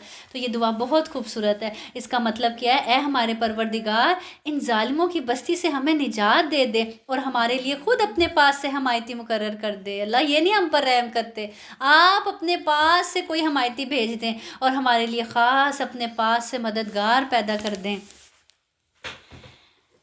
جو لوگ ایمان لائے ہیں وہ تو اللہ تعالیٰ کی راہ میں جہاد کرتے ہیں، اور جن لوگوں نے کفر کیا ہے وہ اللہ تعالیٰ کے سوا اوروں کی راہ میں لڑتے ہیں. بس تم شیطان کے دوستوں سے جنگ کرو، یقین مانو کہ شیطانی ہیلا سخت کمزور ہے. کیا تم اب اللہ تعالیٰ کہہ رہے ہیں شیطان کے دوستوں سے جنگ کرو، شیطانی ہیلے بہت کمزور ہیں. تمہارے ساتھ تو تمہارے رب کی طاقت ہے، اس کو اور اللہ کی طاقت کے آگے تو کوئی طاقت نہیں ٹھہر سکتی. کیا تم نے انہیں نہیں دیکھا جنہیں حکم کیا گیا تھا کہ اپنے ہاتھوں کو روکے رکھو اور نمازیں پڑھتے رہو اور زکوٰۃ ادا کرتے رہو؟ پھر جب انہیں جہاد کا حکم دیا گیا تو اسی وقت ان کی ایک جماعت لوگوں سے اس قدر ڈرنے لگی جیسے اللہ تعالیٰ کا ڈر ہو، بلکہ اس سے بھی زیادہ، اور کہنے لگے ہے ہمارے رب تو نے ہم پر جہاد کیوں فرض کر دیا؟ یعنی پہلے جب اللہ تعالیٰ نے حکم دیا تھا کہ ابھی اپنے ہاتھوں کو روکے رکھو تب مچلتے تھے کہ بھئی جنگ کریں، ان سے بدلہ لیں. کیوں ہمیں تھوڑی سی زندگی اور نہ جینے دی؟ یعنی جب اللہ تعالیٰ نے حکم دے دیا تو پھر گھبرانے لگے، ڈرنے لگے موت سے. آپ کہہ دیجئے کہ دنیا کی سود مندی تو بہت ہی کم ہے اور پرہیزگاروں کے لیے تو آخرت ہی بہتر ہے، اور تم پر ایک دھاگے کے برابر بھی ستم روا نہ رکھا جائے گا. یہ ایمان والوں کا اعتراض نہیں تھا. خیر وہ ایک جو طبی خوف ہوتا ہے نا اندر، وہ تھا جس کا وہ اظہار کر رہے تھے. جیسے بعض اوقات ہم کسی چیز کی تمنا کر رہے ہوتے ہیں، جب وہ وقت آ جاتا ہے ہم کہتے ہیں نہیں ابھی نہیں، ابھی تھوڑی اور مہلت مل جاتی، تھوڑا اور وقت مل جاتا، ابھی میں ریڈی نہیں ہوں اس کام کے لیے. تو یہ اسی طرح کا اس وقت صحابہ کی حالت تھی. تم جہاں کہیں بھی ہو موت تمہیں آ پکڑے گی، گو تم مضبوط قلعوں میں ہو. اللہ تعالیٰ کہہ رہے ہیں موت کے ڈر کی وجہ سے، موت کے خوف کی وجہ سے ایسے کرتے ہو تو وہ تو تمہیں کہیں بھی آ جائے گی. اور اگر انہیں کوئی بھلائی ملتی ہے تو کہتے ہیں یہ اللہ کی طرف سے ہے، اور اگر برائی پہنچتی ہے تو کہہ اٹھتے ہیں یہ تیری طرف سے ہے. ہم تو ایسی بات نہیں بولتے. اپنی روزمرہ زندگی میں سوچیں، ہم تو کہیں ایسا نہیں بولتے. کوئی بھلائی ملے تو ہم کہتے ہیں اللہ نے تو بڑا رحم کیا، مجھ پر بڑا کرم کیا، اور اگر برائی پہنچے تو ہم کہتے ہیں یہ فلاں کی نحوست کی وجہ سے ہی ہوا، یہ فلاں کی وجہ سے ہی ایسے ہوا. انہیں کہہ دو کہ یہ سب کچھ اللہ کی طرف سے ہے. انہیں کیا ہو گیا ہے کہ کوئی بات سمجھنے کے قریب ہی نہیں ہے. تجھے جو بھلائی ملتی ہے وہ اللہ کی طرف سے ہے، اور جو برائی پہنچتی ہے وہ تیرے اپنے نفس کی طرف سے. اللہ تعالیٰ کہہ رہے ہیں جو بھی تمہیں برائی پہنچتی ہے نا، تمہاری اپنی کوئی غلطی کوتاہی کوئی گناہ ہوتا ہے جس کی وجہ سے اللہ تعالیٰ تمہیں سزا دیتا ہے یا آزمائش میں ڈالتا ہے تاکہ تم سوچو سمجھو اور اس گناہ سے توبہ کر لو. ہم نے تجھے تمام لوگوں کو پیغام پہنچانے والا بنا کر بھیجا ہے، اور اللہ تعالیٰ گواہ کافی ہے. اس رسول صلی اللہ علیہ وسلم کی جو اطاعت کرے اسی نے اللہ تعالیٰ کی فرما برداری کی، اور جو منہ پھیر لے تو ہم نے آپ کو کچھ ان پر نگہبان بنا کر نہیں بھیجا. جو کہتے تو ہیں کہ اطاعت ہے، پھر جب آپ کے پاس سے اٹھ کر باہر نکلتے ہیں تو ان میں کی ایک جماعت جو بات آپ نے یا اس نے کہی ہے اس کے خلاف راتوں کو مشورے کرتی ہے. یعنی آپ کی مجلس میں بیٹھ کے تو کیا کرتے ہیں، بڑی تابعداری شو کرتے ہیں، لیکن جیسے ہی باہر نکلتے ہیں پھر انہی باتوں کو لے کر اور پروپیگنڈے کرتے ہیں. ان کی راتوں کی بات چیت اللہ لکھ رہا ہے. یعنی اللہ تعالیٰ کہتے ہیں جو ان کے خلاف باہر جا کر محفلوں میں تذکرے کرتے ہیں نا، چھپ چھپ کر باتیں کرتے ہیں، اللہ وہ سب لکھ رہا ہے. تو آپ ان سے منہ پھیر لیں اور اللہ تعالیٰ پر بھروسہ رکھیں. اللہ تعالیٰ کافی کارساز ہے. مثال کے طور پر ہم کسی مجلس میں جائیں اور ان کی بات سنیں اور ان کی ہاں میں ہاں ملائیں، اور جب اس مجلس سے واپس آئیں تو پھر خاموشی سے چپ کے بیٹھ کے انہیں لوگوں کی برائیاں کریں، وہاں پہ ان کو اچھا کہیں اور باہر جا کر، تو یہ کن کا کام تھا؟ منافقین بھی کرتے تھے اس دور میں ایسا۔ کیا یہ لوگ قرآن میں غور نہیں کرتے؟ اگر یہ اللہ تعالیٰ کے سوا کسی اور کی طرف سے ہوتا تو یقیناً اس میں بہت کچھ اختلاف پاتے۔ جہاں انہیں کوئی خبر امن یا خوف کی ملی، انہوں نے اسے مشہور کرنا شروع کر دیا، حالانکہ اگر یہ لوگ اس رسول صلی اللہ علیہ وسلم کے اور اپنے میں سے ایسی باتوں کی تہ تک پہنچنے والوں کے حوالے کر دیتے تو اس کی حقیقت وہ لوگ معلوم کر لیتے جو نتیجتاً اخذ کرتے ہیں۔ تو اس آیت سے کیا پتہ چلتا ہے کہ سنی سنائی بات کو فوراً سے آگے نہیں پہنچا دینا چاہیے، بلکہ جس کا اس بات سے معاملہ ہوتا ہے اس تک پہنچا دینا چاہیے تاکہ تحقیق ہو جائے۔ اور اگر اللہ تعالیٰ کا فضل اور اس کی رحمت تم پر نہ ہوتی تو چند کے علاوہ تم سب شیطان کے پیروکار بن جاتے۔ تو اللہ تعالیٰ کی راہ میں جہاد کرتا رہ، تجھے صرف تیری ذات کی نسبت حکم دیا جاتا ہے۔ ہاں ایمان والوں کو رغبت دلاتا رہ، بہت ممکن ہے کہ اللہ تعالیٰ کافروں کی جنگ کو روک دے، اور اللہ تعالیٰ سخت قوت والا ہے اور سزا دینے میں بھی سخت ہے۔ جو شخص کسی نیکی یا بھلے کام کی سفارش کرے اسے بھی اس کا کچھ حصہ ملے گا، اور جو برائی اور بدی کی سفارش کرے اس کے لیے بھی اسی میں سے حصہ ہے، اور اللہ تعالیٰ ہر چیز پر قدرت رکھنے والا ہے۔ یعنی جب کسی پر ظلم ہو رہا ہو تو اس کے لیے آواز اٹھانی چاہیے۔ اسی طرح اگر کہیں کوئی اچھا کام کر رہا ہو اس کو اپریشیٹ کرنا چاہیے، اور اسی طرح کوئی نیکی کا کام ہو رہا ہو تو اس میں دوسروں کو بھی ترغیب دینی چاہیے، سفارش کرنی چاہیے۔ جیسے کوئی بھلائی کا موقع آیا، کہیں اللہ کے راستے میں خرچ کرنے کی بات آئی یا کوئی اور بات آئی، تو ایک دوسرے کو موٹیویٹ کرنا کہ تم بھی خرچ کرو، تم بھی اس راستے میں دو۔ تو اللہ تعالیٰ کہہ رہے ہیں جو ایسا کرے گا اس کو بھی حصہ ملے گا، جو کسی نیک کام میں کسی کی سفارش کرے گا تو اس کو بھی اس میں سے حصہ ملے گا۔ دینے والے کو تو ملے گا، نیکی کرنے والے کو تو ملے گا، لیکن سفارش کرنے والے کو بھی حصہ ملے گا۔ اور جب تمہیں سلام کیا جائے تو تم اس سے اچھا جواب دو۔ وَإِذَا حُيِّيتُم بِتَحِيَّةٍ فَحَيُّوا بِأَحْسَنَ مِنْهَا أَوْ رُدُّوهَا إِنَّ اللَّهَ كَانَ عَلَى كُلِّ شَيْءٍ حَسِيبًا۔ اور جب تمہیں سلام کیا جائے تو تم اس سے اچھا جواب دو یا انہی الفاظ کو لوٹا دو، بلا شبہ اللہ تعالیٰ ہر چیز کا حساب لینے والا ہے۔ جیسے تمہیں کوئی سلام کرتا ہے آ کر تو تم اس کو اس سے اچھے طریقے سے جواب دو۔ کسی نے کہا السلام علیکم، تم کو وعلیکم السلام ورحمۃ اللہ، کوئی کہ السلام علیکم ورحمۃ اللہ، تم کو وعلیکم السلام ورحمۃ اللہ وبرکاتہ۔ دیکھیں آپ کسی کو اچھے سے سلام کرتے ہیں، کوئی آپ کو اس سے بڑھ کر گرم جوشی سے جواب دیتا ہے، کتنا اچھا لگتا ہے۔ تو سلام تو ہے ہی سلامتی کی دعا، اور سلام کو اللہ تعالیٰ نے ہمارے درمیان رکھا ہے کیوں ہے؟ آپس کی محبت کے لیے رکھا ہے نا۔ جیسے ایک حدیث میں آتا ہے کہ تم اس وقت تک جنت میں نہیں جا سکتے کہ جب تک تم آپس میں محبت نہ کرو، اور تمہاری آپس میں محبت ہو ہی نہیں سکتی جب تک کہ تم سلام کو عام نہ کرو۔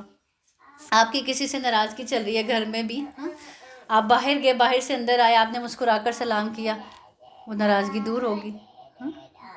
تو سلام کیا ہے؟ ایک دعا ہے، سلامتی کی دعا ہے۔ دیکھیں اللہ تعالیٰ نے ہمارے درمیان یہ جو ہیلو ہائے، یہ کیا ہے؟ کیا مطلب ہے اس کا؟ اور جو یہ ہمارے درمیان جو اللہ تعالیٰ نے یہ خوبصورت چیز رکھی ہے، اس کا تو مطلب ہی بہت خوبصورت ہے نا۔ سلامتی کی دعا دے رہے ہیں آپ دوسرے کو۔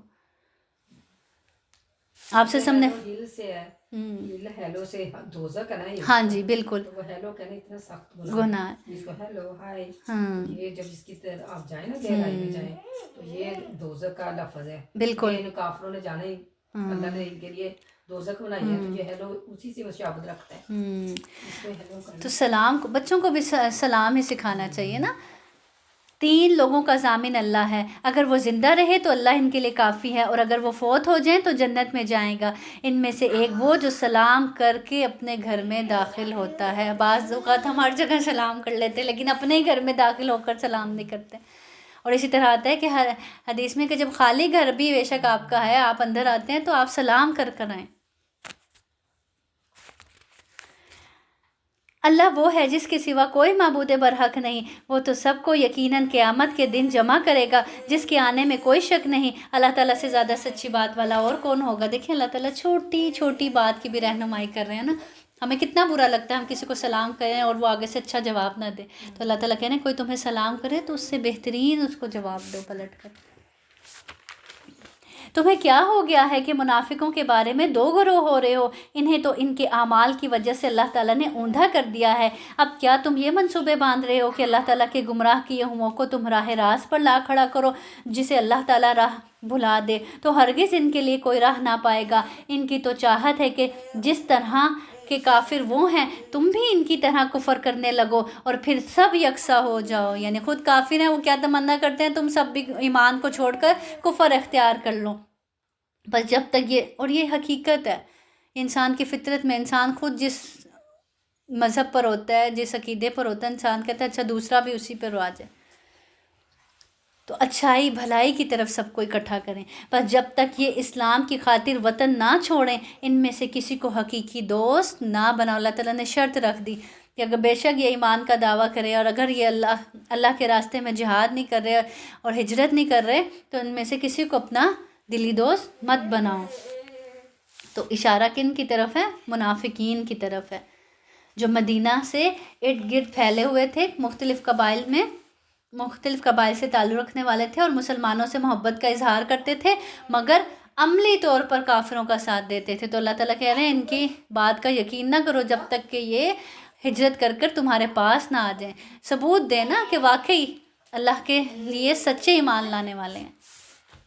مگر یہ منہ پھیر لیں تو انہیں پکڑو اور قتل کرو جہاں بھی یہ ہاتھ لگ جائیں۔ خبردار ان میں سے کسی کو اپنا رفیق اور مددگار نہ سمجھ بیٹھنا سوائے ان کے جو اس قوم سے تعلق رکھتے ہوں جن سے تمہارا معاہدہ ہو چکا ہے، یا جو تمہارے پاس اس حالت میں آئے کہ تم سے جنگ کرنے سے بھی تنگ دل ہیں اور اپنی قوم سے بھی جنگ کرنے سے تنگ دل ہیں، اور اگر اللہ تعالیٰ چاہتا تو انہیں تم پر مسلط کر دیتا اور وہ تم سے یقیناً جنگ کرتے۔ بس اگر یہ لوگ تم سے کنارہ کشی اختیار کر لیں اور تم سے لڑائی نہ کریں اور تمہاری جانب صلح کا پیغام ڈالیں تو اللہ تعالیٰ نے تمہارے لیے ان پر کوئی راہ لڑائی کی نہیں رکھی۔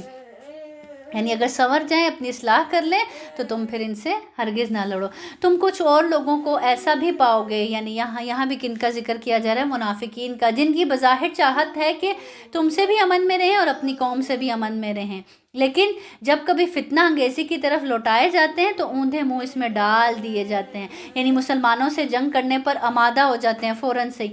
بس اگر یہ لوگ تم سے کنارہ کشی نہ کریں اور تم سے صلح کا سلسلہ جانبانی نہ کریں اور اپنے ہاتھ نہ روک لیں تو انہیں پکڑو اور مار ڈالو جہاں کہیں بھی پالو۔ یہی وہ ہیں جن پر ہم نے تمہیں ظاہر حجت عنایت فرمائی ہے۔ کسی مومن کو دوسرے مومن کا قتل کر دینا زیبا نہیں مگر غلطی سے اگر ہو جائے تو اور بات ہے۔ جو شخص کسی مسلمان کو بلا قصد مار ڈالے، اس پر ایک مسلمان غلام گردن آزاد کرنا اور مقتول کے عزیزوں کا خون بہا پہنچانا ہے۔ ہاں یہ اور بات ہے کہ وہ لوگ بطور صدقہ معاف کر دیں، یعنی دیت بھی معاف کر دیں، اور اگر مقتول تمہاری دشمن قوم کا ہو وہ اب یہاں پہ یہ جو دیت اور یہ جو معاف کرنے کی بات کی جا رہی ہے، یہ سب معاملہ کس کا ہے کہ اگر غلطی سے قتل ہو گیا، جان بوجھ کر قتل ہونے کی تو معافی نہیں ہے نا اللہ تعالیٰ کے ہاں۔ اور اگر مقتول تمہاری دشمن قوم کا ہو لیکن ہو مسلمان تو صرف ایک مومن غلام کی گردن آزاد کرنی لازمی ہے، اور اگر مقتول اس قوم سے ہو کہ تم میں اور ان میں عہد و پیمان ہے تو خون بہا لازم ہے جو اس کے کنبے والوں کو پہنچایا جائے، اور ایک مسلمان غلام کا آزاد کرنا بھی ضروری ہے۔ آپ سے نے فرمایا مومن کا قتل کرنا، کسی ایک مومن کا قتل کرنا اللہ کے نزدیک ساری دنیا کے تباہ ہونے کے نزدیک ہے، یعنی اللہ تعالیٰ کو اپنے مومن بندے کی جان اتنی عزیز ہے، کوئی اس کو تکلیف تو پہنچاتا ہے، قتل کرتا ہے تو اللہ کے نزدیک جیسے ساری دنیا کے تباہ ہونے کے نزدیک ہے۔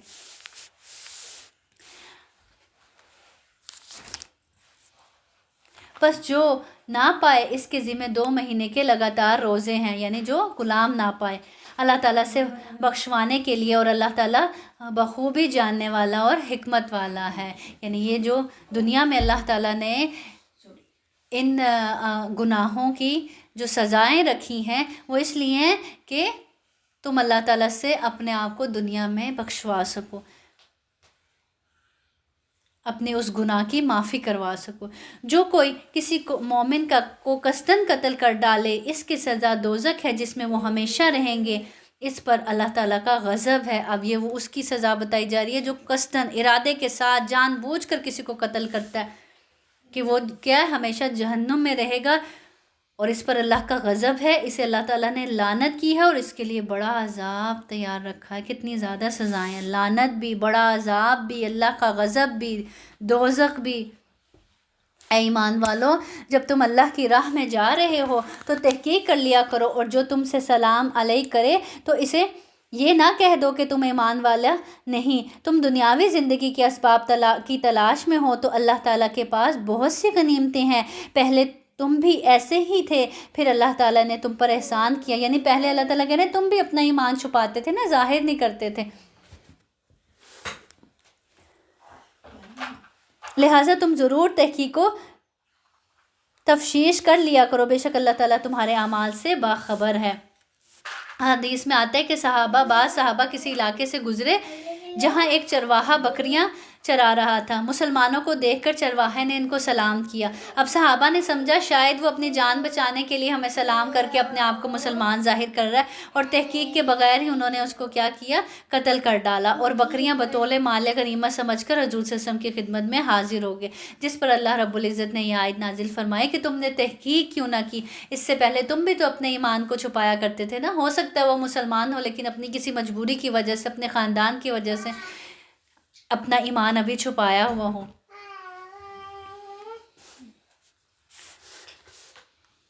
اپنی جانوں اور مالوں سے اللہ کی راہ میں جہاد کرنے والے مومن اور بغیر عذر کے بیٹھ رہنے والے مومن برابر نہیں۔ اپنے مالوں اور اپنی جانوں سے جہاد کرنے والوں کو بیٹھ رہنے والوں پر اللہ تعالیٰ نے درجوں میں بہت فضیلت دے رکھی ہے، اور یوں تو اللہ تعالیٰ ہر ایک کو خوبی اور اچھائی کا وعدہ دیا ہے، لیکن مجاہدین کو بیٹھ رہنے والوں پر بہت بڑے درجے، بہت بڑے اجر کی فضیلت دے رکھی ہے۔ اب بیٹھ رہنے والے اور اللہ کے راستے میں نکلنے والے اللہ تعالیٰ کہہ رہے ہیں برابر نہیں۔ کچھ سمجھ آئی اس بات سے؟ کچھ لوگ بیٹھ رہنے والے گھروں میں، کچھ لوگ اللہ کے لیے نکلنے والے گھروں سے۔ علم کا حاصل کرنا اور اس کے لیے جد و جہد کرنا، اس کے لیے کوشش کرنا، یہ بھی کیا ہے؟ جہاد ہے۔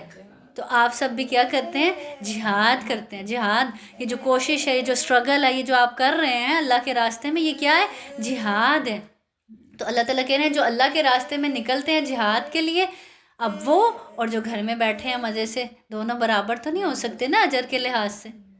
اب جو ایک انسان نے آج رات، مثال کے طور پر کسی نے آج گھر میں نیند پوری کر رہا ہو، مزے سے آرام کر رہا ہو، اور آپ اپنی اسٹرگل کے ساتھ نکلیں، کوشش، گھر کے کام بھی کیے، بھاگے دوڑے نکلے کہ میرا آج کا سپارہ نہ مس ہو جائے، ہاں، تو اب دونوں کے اجر میں تو فرق ہوگا نا۔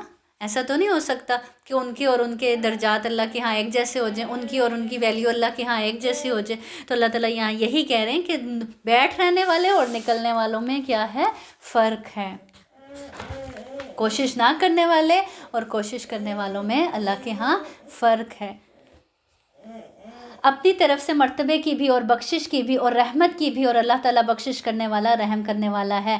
جو لوگ اپنی جانوں پر ظلم کرنے والے ہیں، جب فرشتے ان کی روح قبض کرتے ہیں تو پوچھتے ہیں تم کس حال میں تھے؟ یہ جواب دیتے ہیں کہ ہم اپنی جگہ کمزور اور مغلوب تھے۔ فرشتے کہتے ہیں کہ اللہ تعالیٰ کی زمین کشادہ نہ تھی کہ تم ہجرت کر جاتے؟ یہی لوگ ہیں جن کا ٹھکانہ دوزخ ہے اور وہ پہنچنے کی بری جگہ ہے۔ آج ہم بھی یہی کہتے ہیں نا بعض اوقات، کیا کریں، ماحول ایسا ہے، عمل نہیں ہوتا۔ اب جس ماحول میں ہم رہتے ہیں یہ سب کام وہاں تو نہیں ہم کر سکتے، تو اللہ تعالیٰ کیا کہیں گے؟ فرشتے آ کے کیا کہیں گے؟ اللہ کی زمین وسیع نہیں تھی؟ ہجرت کر جاتے، چھوڑ دیتے وہ ماحول اللہ کی خاطر۔ اگر وہاں پہ تمہیں اس ماحول میں رہتے ہوئے اللہ کی اطاعت کرنا مشکل لگ رہا تھا، ہو نہیں پا رہی تھی، تو تم وہ جگہ چھوڑ دیتے اللہ کی خاطر۔ تو ایسے کوئی بھی بہانے اللہ کے ہاں نہیں چلیں گے۔ یہی لوگ ہیں جن کا ٹھکانہ دوزخ ہے اور وہ پہنچنے کی بری جگہ ہیں۔ تو ایسے دارالکفر سے ہجرت کرنا فرض ہے جہاں اسلام کی تعلیمات پر عمل کرنا مشکل ہو۔ مگر جو مرد عورتیں، اب دیکھیں یہاں بھی میں نے اکثر لوگوں کو دیکھا ہے کہ انہوں نے اپنے بچوں کو، اپنے لائف سٹائل کو پورا ان کے جیسا بنا لیا. تو دیکھیں اگر آپ یہاں رہ رہے ہیں تو آپ کو اپنے دین پر عمل کرنا ہے. آپ ان کو فالو، ان کے بچے بالکل انہیں کے ایونٹس، ان کے اسلامک ایونٹ سیلیبریٹ کر رہے ہوتے ہیں. تو یہ بہت غلط ہے. تو ایسے دارالکفر سے پھر کیا کر جو، ہجرت کر جاؤ. اگر تم وہاں رہ کر اپنے آپ کو نہیں بچا سکتے، نہیں عمل کر سکتے، اپنی نسلوں کو برباد کرنے والے ہو، تو پھر وہاں سے ہجرت کر دو. مگر جو مرد عورتیں، اور بڑے فخر سے پھر پیرنٹس بتاتے ہیں اور اس میں بڑا فخر محسوس کرتے ہیں. میں نے ایسی صدر فیملی دیکھی جو بچے اردو بولتے ہیں نا، ان کی مائیں غصہ کرتی ہیں، اردو نہیں بولنی، پنجابی انگلش بولیں، انگلش میں بات کرو. اب یہ گھروں میں بیٹھ کے نا وہ اتنا برا سمجھتے ہیں نا اردو کو، تو وہ مجھے اتنا دکھ ہوتا ہے. مجھے یہ دیکھے وہ توہین سمجھتے ہیں اپنی انگلش بولو والا اسٹائل میں بس کی بات کرو. چلے انگلش اردو تو ایک جگہ رہ گی نا، لیکن جو ان کے اسلامک وہ جو ان کی باقاعدہ ان کے دین کو فالو کیا جا رہا ہے، ان کی ایسے ایونٹ، ان کے جو اسلامک ایونٹس ہیں، ان کے جو مذہبی تہوار ہیں، ہیلووین، پھر یہ کرسمس منائی جاتی ہے. باقاعدہ مدرس خود اپنے بچوں کو لے کر جاتی ہیں اور باقاعدہ ان کو دلواتی ہیں. اسلامک اسکول میں یہ نہیں ہے بچوں کو شوگر کس چیز کا ہوتا ہے نا. ہاں جی، یہ ہمارے مذہب میں کرنے کی چیزیں یہ نہیں ہیں. لیکن اگر آپ کے بچے دوسرے اسکولس میں بھی جا رہے ہیں تو ان کو یہ اویئرنیس دینی چاہیے کہ کیا ہم سیلیبریٹ کر سکتے ہیں، کیا ہم سیلیبریٹ نہیں کر سکتے. چاہے وہ ہمارے فرینڈس ہیں، چاہے وہ نہیں ہیں، ہم ان کی چیزوں کو سیلیبریٹ نہیں کر سکتے. مگر جو مرد عورتیں اور بچے بے بس ہیں، جنہیں نہ تو کسی چارے کار کی طاقت ہے اور نہ کسی راستے کا علم ہے، بہت ممکن ہے کہ اللہ تعالیٰ ان سے درگزر کرے. اللہ تعالیٰ درگزر کرنے والا اور معاف فرمانے والا ہے. جو کوئی، اب یہ دیکھیں اللہ کی رخصت ہیں، اللہ تعالیٰ نے یہ نہیں کہا ہر حال میں نکلو. اب کوئی کمزور ہے، بزرگ ہے، بچہ ہے، عورتیں ہیں، اب وہ ہجرت نہیں کر سکتی، وہ راستہ ہی نہیں تلاش کرتی، یعنی ان کے لیے مشکل ہے یہ چیز. تو اللہ تعالیٰ کیا کہہ رہے ہیں، ممکن ہے کہ اللہ ان سے درگزر کرے. جو کوئی اللہ کی راہ میں وطن کو چھوڑے گا، وہ زمین میں بہت سی قیام کی جگہیں بھی پائے گا اور کشادگی بھی پائے گا. اللہ تعالیٰ کہہ رہے ہیں اس لیے ہجرت کرنے سے ڈرتے ہو کہ اچھی خاصی لائف سیٹل ہے، کیسے چھوڑ کر جائیں گے. تو اللہ تعالیٰ کہہ رہے ہیں اگر تم اللہ کے لیے نکلو گے تو اللہ کی زمین کو بہت وسیع پاؤ گے، بڑی کشادگیاں دے گا اللہ تمہیں. اور جو کوئی اپنے گھر سے اللہ تعالیٰ اور اس کے رسول کی طرف نکل کھڑا ہوا، پھر اسے موت نے آ پکڑا، تو بھی یقیناً اس کا اجر اللہ کے ذمہ ثابت ہو گیا. اللہ نے اس کو معاف کر دیا، اللہ کے ذمہ اس کا اجر ہجرت کا ثابت ہو گیا. اس نے ثبوت دے دیا اللہ سے محبت کا. اور اللہ تعالیٰ بڑا بخشنے والا مہربان ہے. جب تم سفر میں جا رہے ہو تو تم پر نمازوں کے قصر کرنے میں کوئی گناہ نہیں. اکثر لوگ اس پر بھی بہت بحث کرتے ہیں. اب دیکھیں یہ قرآن کی آیت ہے، اللہ تعالیٰ قرآن میں کہہ رہے ہیں کہ قصر کرنے میں تم پر کوئی گناہ نہیں. کہتے ہیں اس دور میں حالات ایسے ہوتے تھے، امن نہیں ہوتا تھا، اس لیے نہیں. اگر ایسا ہوتا تو پھر اللہ تعالیٰ اس کے بعد دوسرا حکم لے آتے کہ آئندہ ایسا نہیں ہوگا. جیسے شراب کا حکم کتنی اس میں آیا نا، پہلے کہا گیا نماز میں اس کے قریب نہ جاؤ، پھر کہا گیا، پھر تیسری باری میں جا کر جو ہے وہ مکمل طور پر حرام کی گئی. تو ایسی آپ روزوں کا بھی دیکھ لیں، پہلی آیت میں کیا آیا تھا کہ جو نہیں رکھنا چاہتا وہ فدیہ دے دے، لیکن پھر آگے چل کر اللہ تعالیٰ نے کہا یہ فرض ہیں، یہ رکھنے ہی رکھنے ہیں. تو اگر اس کے بارے میں بھی کوئی ایسی بات ہوتی تو اللہ تعالیٰ وہ بھی بات بتا دیتے. تو اللہ تعالیٰ آپ دیکھیں یہاں کہہ رہے ہیں جب تم سفر میں جا رہے ہو تو تم پر نمازوں کے قصر کرنے میں کوئی گناہ نہیں. یہ اللہ کی طرف سے تحفہ ہے، صدقہ ہے، اس کو حاصل کرو اس تحفے کو. اگر تمہیں ڈر ہو کہ کافر تمہیں ستائیں گے، یقیناً کافر تمہارے کھلے دشمن ہیں. جب تم ان میں ہو اور ان کے لیے نماز کھڑی کرو. اب یہ جو کافر کی بات آ رہی ہے یہ وہ آگے جنگ کی بات آ رہی ہے، یہ اس سے لنک کر رہی ہے. جب تم ان میں سے ہو اور ان کے لیے نماز کھڑی ہو تو چاہیے کہ ان کی ایک جماعت تمہارے ساتھ اپنے ہتھیار لے کھڑی ہو. پھر جب یہ سجدہ کر چکے ہیں تو یہ ہٹ کر تمہارے پیچھے آ جائیں اور دوسری جماعت جس نے نماز نہیں پڑھی وہ آ جائے اور تیرے ساتھ نماز ادا کریں اور اپنے بچاؤ اور ہتھیار لیے رہیں. کافر چاہتے ہیں کہ کسی طرح تم اپنے ہتھیاروں اور سامان سے غافل ہو، بے خبر ہو جاؤ تو وہ تم پر اچانک دھاوا بول دیں. ہاں اپنے ہتھیار اتار رکھنے میں اس وقت تم پر کوئی گناہ نہیں جبکہ تمہیں تکلیف ہو یا بوجہ بارش کے یا بسبب بیمار ہو جانے کے اپنے بچاؤ کی چیزیں ساتھ لیے رہو۔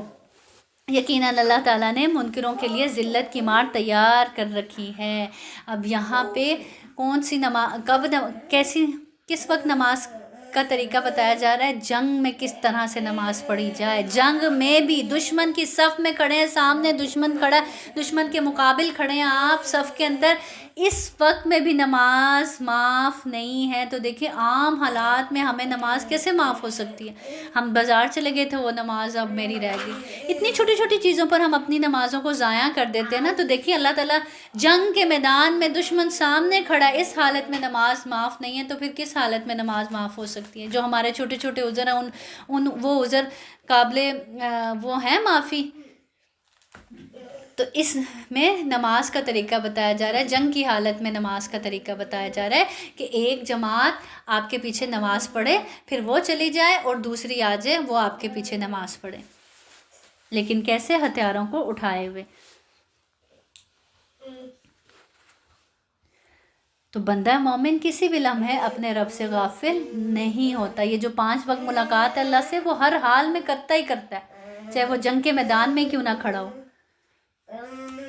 پھر جب تم نماز ادا کر چکو، اٹھتے بیٹھتے اور لیٹتے اللہ کا ذکر کرتے رہو۔ پھر ایسے نہیں نماز پڑھی اور بس آزاد ہے اب اگلی نماز تک، نہیں، پھر بھی اٹھتے بیٹھتے اپنے رب کو اگلی نماز تک یاد کرتے رہا کرو۔ اور جب اطمینان پاؤ تو نماز قائم کرو، یعنی اطمینان پاؤ یعنی جب اچھے حالات ہو جائیں پھر اسی طریقے سے نماز کو قائم کرو جس طرح سے اللہ نے کرنے کا حکم دیا ہے۔ یقیناً نماز مومنوں پر مقررہ وقتوں پر ہی فرض ہے، اپنی مرضی سے نمازوں کو آگے پیچھے نہیں کر سکتے، یا اپنی مرضی سے اچھا چلو چھوڑو ابھی سب بیٹھے ہیں مل کے گپ شپ لگاؤ، عصر کے ساتھ ہی ظہر بھی پڑھ لیں گے۔ اتنی مشکل سے تو اتنے عرصے بعد اکٹھے ہوئے ہم، ایسے اکثر ہوتے ہیں نا۔ ایک آدمی نے آپ صلی اللہ علیہ وسلم سے پوچھا سب سے افضل عمل کون سا ہے؟ آپ صلی اللہ علیہ وسلم نے فرمایا نماز کو اس کے وقت پر ادا کرنا، اور سب سے جو نماز کا سب سے زیادہ ثواب اس کو ملتا ہے جو سب سے اول وقت میں نماز پڑھتا ہے۔ ان لوگوں کا پیچھا کرنے سے ہارے دل ہو کر بیٹھ نہ رہو، اگر تمہیں بے آرامی ہوتی ہے تو انہیں بھی تمہاری طرح بے آرامی ہوتی ہے، اور تم اللہ تعالیٰ سے امیدیں رکھتے ہو، وہ تو امیدیں جو امیدیں انہیں نہیں ہیں، اور اللہ تعالیٰ دانا اور حکیم ہے۔ اللہ تعالیٰ کہہ رہے ہیں تمہیں تو اپنے رب سے بڑی بشارتیں ہیں، بڑی امیدیں ہیں کہ تم اللہ کے راستے میں اگر اپنا وقت لگا رہے ہو تمہیں اس کے بدلے بہت کچھ ملے گا، لیکن ان کو تو کوئی امیدیں بھی نہیں ہیں اللہ تعالیٰ سے، وہ پھر بھی کھڑے ہیں۔ اِنَّا أَنزَلْنَا إِلَيْكَ الْكِتَابَ بِالْحَقِّ لِتَحْكُمَ بَيْنَ النَّاسِ بِمَا أَرَاكَ اللَّهُ وَلَا تَكُن لِّلْخَائِنِينَ خَصِيمًا، یقیناً ہم نے تمہاری طرف حق کے ساتھ اپنی کتاب نازل فرمائی ہے تاکہ تم لوگوں میں اس چیز کے مطابق فیصلہ کرو جس سے اللہ نے تم کو شناسا کیا ہے، اور خیانت کرنے والوں کی حمایتی نہ بنو، اور اللہ تعالیٰ سے بخشش مانگو، بے شک اللہ بخشش کرنے والا مہربانی کرنے والا ہے، اور ان کی طرف سے جھگڑا نہ کرو جو خود اپنی ہی خیانت کرتے ہیں، یقیناً دغاباز گنہگار اللہ تعالیٰ کو اچھا نہیں لگتا۔ کون؟ دغا دینے والا، دھوکہ دینے والا، گنہگار۔ وہ لوگوں سے تو چھپ جاتے ہیں لیکن اللہ سے نہیں چھپ سکتے۔ ہم نے کبھی لوگوں سے چھپتے ہوئے یہ سوچا ہے کہ میں اگر لوگوں سے چھپ رہی ہوں اللہ سے تو نہیں چھپ رہی نا؟ 2 لوگ کسی کی بات کرنے لگتے ہیں، دیکھتے ہیں کوئی دیکھ تو نہیں رہا، یہ بھول جاتے ہیں اللہ تو دیکھ رہا ہے نا۔ تو اللہ تعالیٰ یہاں پہ یہی کہہ رہے ہیں وہ لوگوں سے تو چھپ جاتے ہیں لیکن اللہ سے تو کہیں نہیں چھپ سکتے نا۔ وہ راتوں کے وقت جب اللہ کی ناپسندیدہ باتوں کی خفیہ مشورے کرتے ہیں، اس وقت بھی اللہ ان کے پاس ہوتا ہے، ان کے تمام اعمال کو وہ گھیرے ہوئے ہے۔ جس کو یہ یقین ہو میرا رب میرے ساتھ ہے وہ کبھی غلط کر ہی نہیں سکتا۔ جس کو یہ یقین ہو کہ میرا رب مجھے ہر وقت واچ کر رہا ہے، ہر وقت دیکھ رہا ہے، یہ احساس بھی پیدا کرنے کی ضرورت ہے نا، اس کو بھی اپنے اندر لانے کی ضرورت ہے۔ ایک خاتون تھی، وہ ہر وقت اپنے ساتھ نا، جیسے یہ ٹیبل ہے، اپنے ساتھ ایک خالی بینچ رکھتی تھی۔ ان سے کسی نے پوچھا یہ کیا ہے، آپ کہیں بھی جاتی ہیں کہیں بھی بیٹھتی ہیں اپنے ساتھ ایک خالی سٹول ضرور رکھتی ہیں؟ وہ کہنے لگی کہ میں اپنی یاد دہانی کے لیے رکھتی ہوں کہ یہاں میرا رب مجھے دیکھ رہا ہے۔ بھول جاتا ہے نا انسان، تو یہ بھی چیز یاد رکھنے کی ہے نا۔ بعض لوگ اپنے گھروں میں بڑا سا کر کے لکھ کے لگا دیتے ہیں اللہ دیکھ رہا ہے، تو ہمیں بھی کہیں لگانا چاہیے جہاں ہماری ہر وقت نظر پڑتی رہے کہ اللہ دیکھ رہا ہے، اللہ دیکھ رہا ہے مجھے۔ کیمرہ لگا ہو ہم الرٹ ہو جاتے ہیں، کیمرہ لگا ہوا ہے وہاں ہمارا سب کچھ بدل جاتا ہے نا، اور ہم دوسروں کو بھی کہہ رہے ہوتے ہیں ادھر کیمرہ لگا ہے ذرا احتیاط سے، ہمارے ایکشنز بدل جاتے ہیں، ہمارے رویے بدل جاتے ہیں، ہمارے انداز بدل جاتے ہیں۔ تو جس کو یہ ہو کہ اللہ مجھے دیکھ رہا ہے تو اس کا انداز نہیں بدلے گا۔ تو یہ احساس بھی پیدا کرنے کی ضرورت ہے۔ آپ سے سب نے فرمایا جس چیز کو تم پسند نہیں کرتے کہ لوگوں کے سامنے کریں اسے تنہائی میں بھی نہ کیا کرو۔ ہاں تو یہ ہو تم لوگ کہ دنیا میں تم نے ان کی حمایت کی، لیکن اللہ تعالیٰ کے سامنے قیامت کے دن ان کی حمایت کون کرے گا؟ اور وہ کون ہے جو ان کا وکیل بن کر کھڑا ہو سکے گا؟ جو شخص کوئی برائی کرے یا اپنی جان پر ظلم کرے پھر اللہ تعالیٰ سے استغفار کرے تو اللہ بخشنے والا مہربان ہے۔ جو اپنی جان پر ظلم کر لے، کوئی برائی کر لے، کوئی گناہ کر لے، جانے انجانے میں تنہائی میں بھی کوئی غلطی ہوگی، کوئی کوتاہی ہوگی، کوئی گناہ ہوگی، تو اللہ تعالیٰ کہہ رہے ہیں اگر وہ واپس پلٹ آئے گا اپنے رب کی طرف، معافی مانگ لے گا تو اللہ کو غفور الرحیم پائے گا۔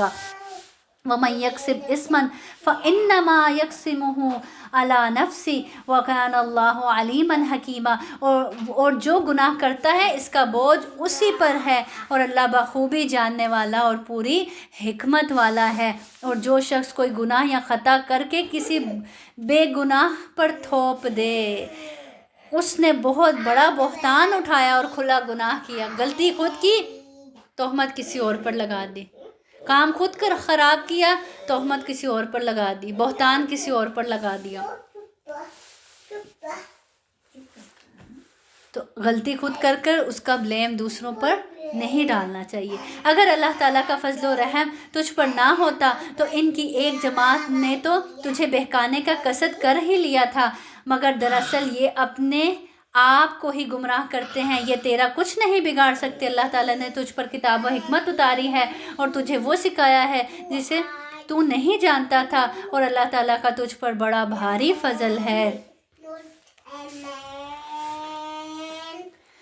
تو یہ اللہ تعالیٰ کتاب و حکمت کو اپنا فضل کہہ رہے ہیں کہ اللہ تعالیٰ نے تمہیں کتاب و حکمت سکھایا، تو ہمیں بھی اگر کتاب و حکمت اللہ کی کتاب سمجھنے جاننے کا موقع ملے تو یہ بھی ہم پر کیا ہے؟ ہمارے رب کا فضل ہے، اللہ کا احسان ہے، اس پر اللہ کا شکر ادا کرنا چاہیے، نہ کہ اس کو اپنے اوپر بوجھ سمجھنا چاہیے کہ ایک بوجھ مسلط کر دیا کہ روز آنا ہی آنا ہے۔ تو اس کو اللہ کا فضل سمجھنا چاہیے کہ اللہ کا مجھ پر فضل ہے کہ اللہ نے مجھے چنا اپنی کتاب کو سننے کے لیے، اپنی کتاب کو سمجھنے کے لیے، اپنی کتاب کو پڑھنے کے لیے۔ ان کی اکثر مصلحتی مشورے بے خبر ہیں، ہاں بھلائی اس کے مشورے میں ہے جو خیرات کا یا نیک بات کا یا لوگوں میں صلح کرانے کا حکم کرے، اور جو شخص صرف اللہ کی رضامندی حاصل کرنے کا ارادے سے یہ کام کرے اسے ہم یقیناً بہت بڑا ثواب دیں گے۔ جو شخص باوجود راہ ہدایت کے واضح ہو جانے کے بھی رسول صلی اللہ علیہ وسلم کا خلاف کرے اور تمام مومنوں کی راہ چھوڑ کر چلے، ہم اسے ادھر ہی متوجہ کر دیں گے جدھر وہ خود متوجہ ہو۔ اللہ تعالیٰ کہہ رہے ہیں اگر کوئی یہ راستہ چھوڑ کر دوسرا راستہ اپنائے گا، کہیں اور متوجہ ہونا چاہے گا، تو ہم بھی اس کو ادھر ہی متوجہ کر دیں گے۔ ہمیں بھی ایسے لوگ نہیں چاہیے، اللہ کو بھی وہی لوگ چاہیے جو اللہ کی طرح متوجہ ہوتے ہیں۔ اللہ بھی انہی پر اپنا فضل کرتے ہیں، انہی کو چنتا ہے ایسی مجلسوں کے لیے بھی۔ وہ پہنچنے کی بہت ہی بری جگہ ہے جدھر وہ خود متوجہ ہوں، اور اللہ دوزخ میں ڈال دیں گے انہیں، وہ پہنچنے کی بری جگہ ہے۔ اسے اللہ تعالیٰ قطعاً نہ بخشے گا کہ اس کے ساتھ شریک مقرر کیا جائے۔ ہاں شرک کے علاوہ گناہ جس کے چاہے معاف فرما دیتا ہے، اور اللہ کے ساتھ شریک کرنے والا بہت دور کی گمراہی میں جا پڑا۔ یہ تو اللہ تعالیٰ کو چھوڑ کر صرف عورتوں کو پکارتے ہیں، اور دراصل یہ صرف سرکش شیطان کو پوجتے ہیں۔ عورتوں کو کون؟ یعنی یہ کیا کہتے تھے؟ مشرکین عرب فرشتوں کو اللہ کی بیٹیاں سمجھتے تھے اور ان کی عبادت کرتے تھے۔ اسی طرح جو انہوں نے بت رکھے ہوئے تھے، لات، عزا، منات، نائلہ، یہ بھی ان کے نام بھی کیا تھے؟ مؤنث تھے۔ تو اللہ تعالیٰ یہ کیا کہہ رہے ہیں کہ یہ عورتوں کو پکارتے ہیں اللہ تعالیٰ کو چھوڑ کر، جسے اللہ نے لعنت کی ہے، اور اس نے بیڑا اٹھایا ہے کہ تیرے بندوں میں سے میں मुकर्रर शुदा हिस्सा लेकर रहूँगा। अल्लाह ताला कह रहे हैं लानहुल्लाहु वक़ाल लअत्तखिज़न्ना मिन इबादिका नसीबम मफ़रूज़ा।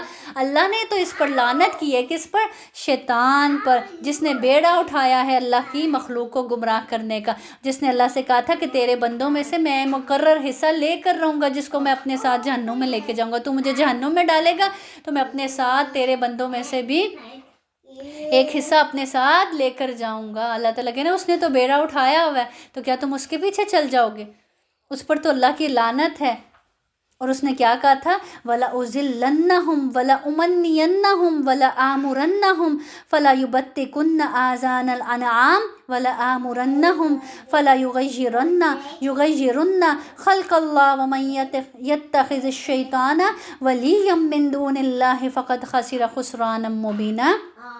अल्लाह ताला फरमा रहे हैं और इन्हें राह से बहकाता रहूँगा। उसने क्या कहा था शैतान ने? कि मैं इन्हें सीधे रास्ते से बहकाता रहूँगा, अपनी पूरी कोशिश करता रहूँगा जब तक कि वो बहक ना जाए। अब देखिए एक दिन एक आता है, अगले दिन शैतान उसको बहका लेता है ना। वो रोज़ कोशिश करता है सबको पकड़ने की, तो किसी दिन कोई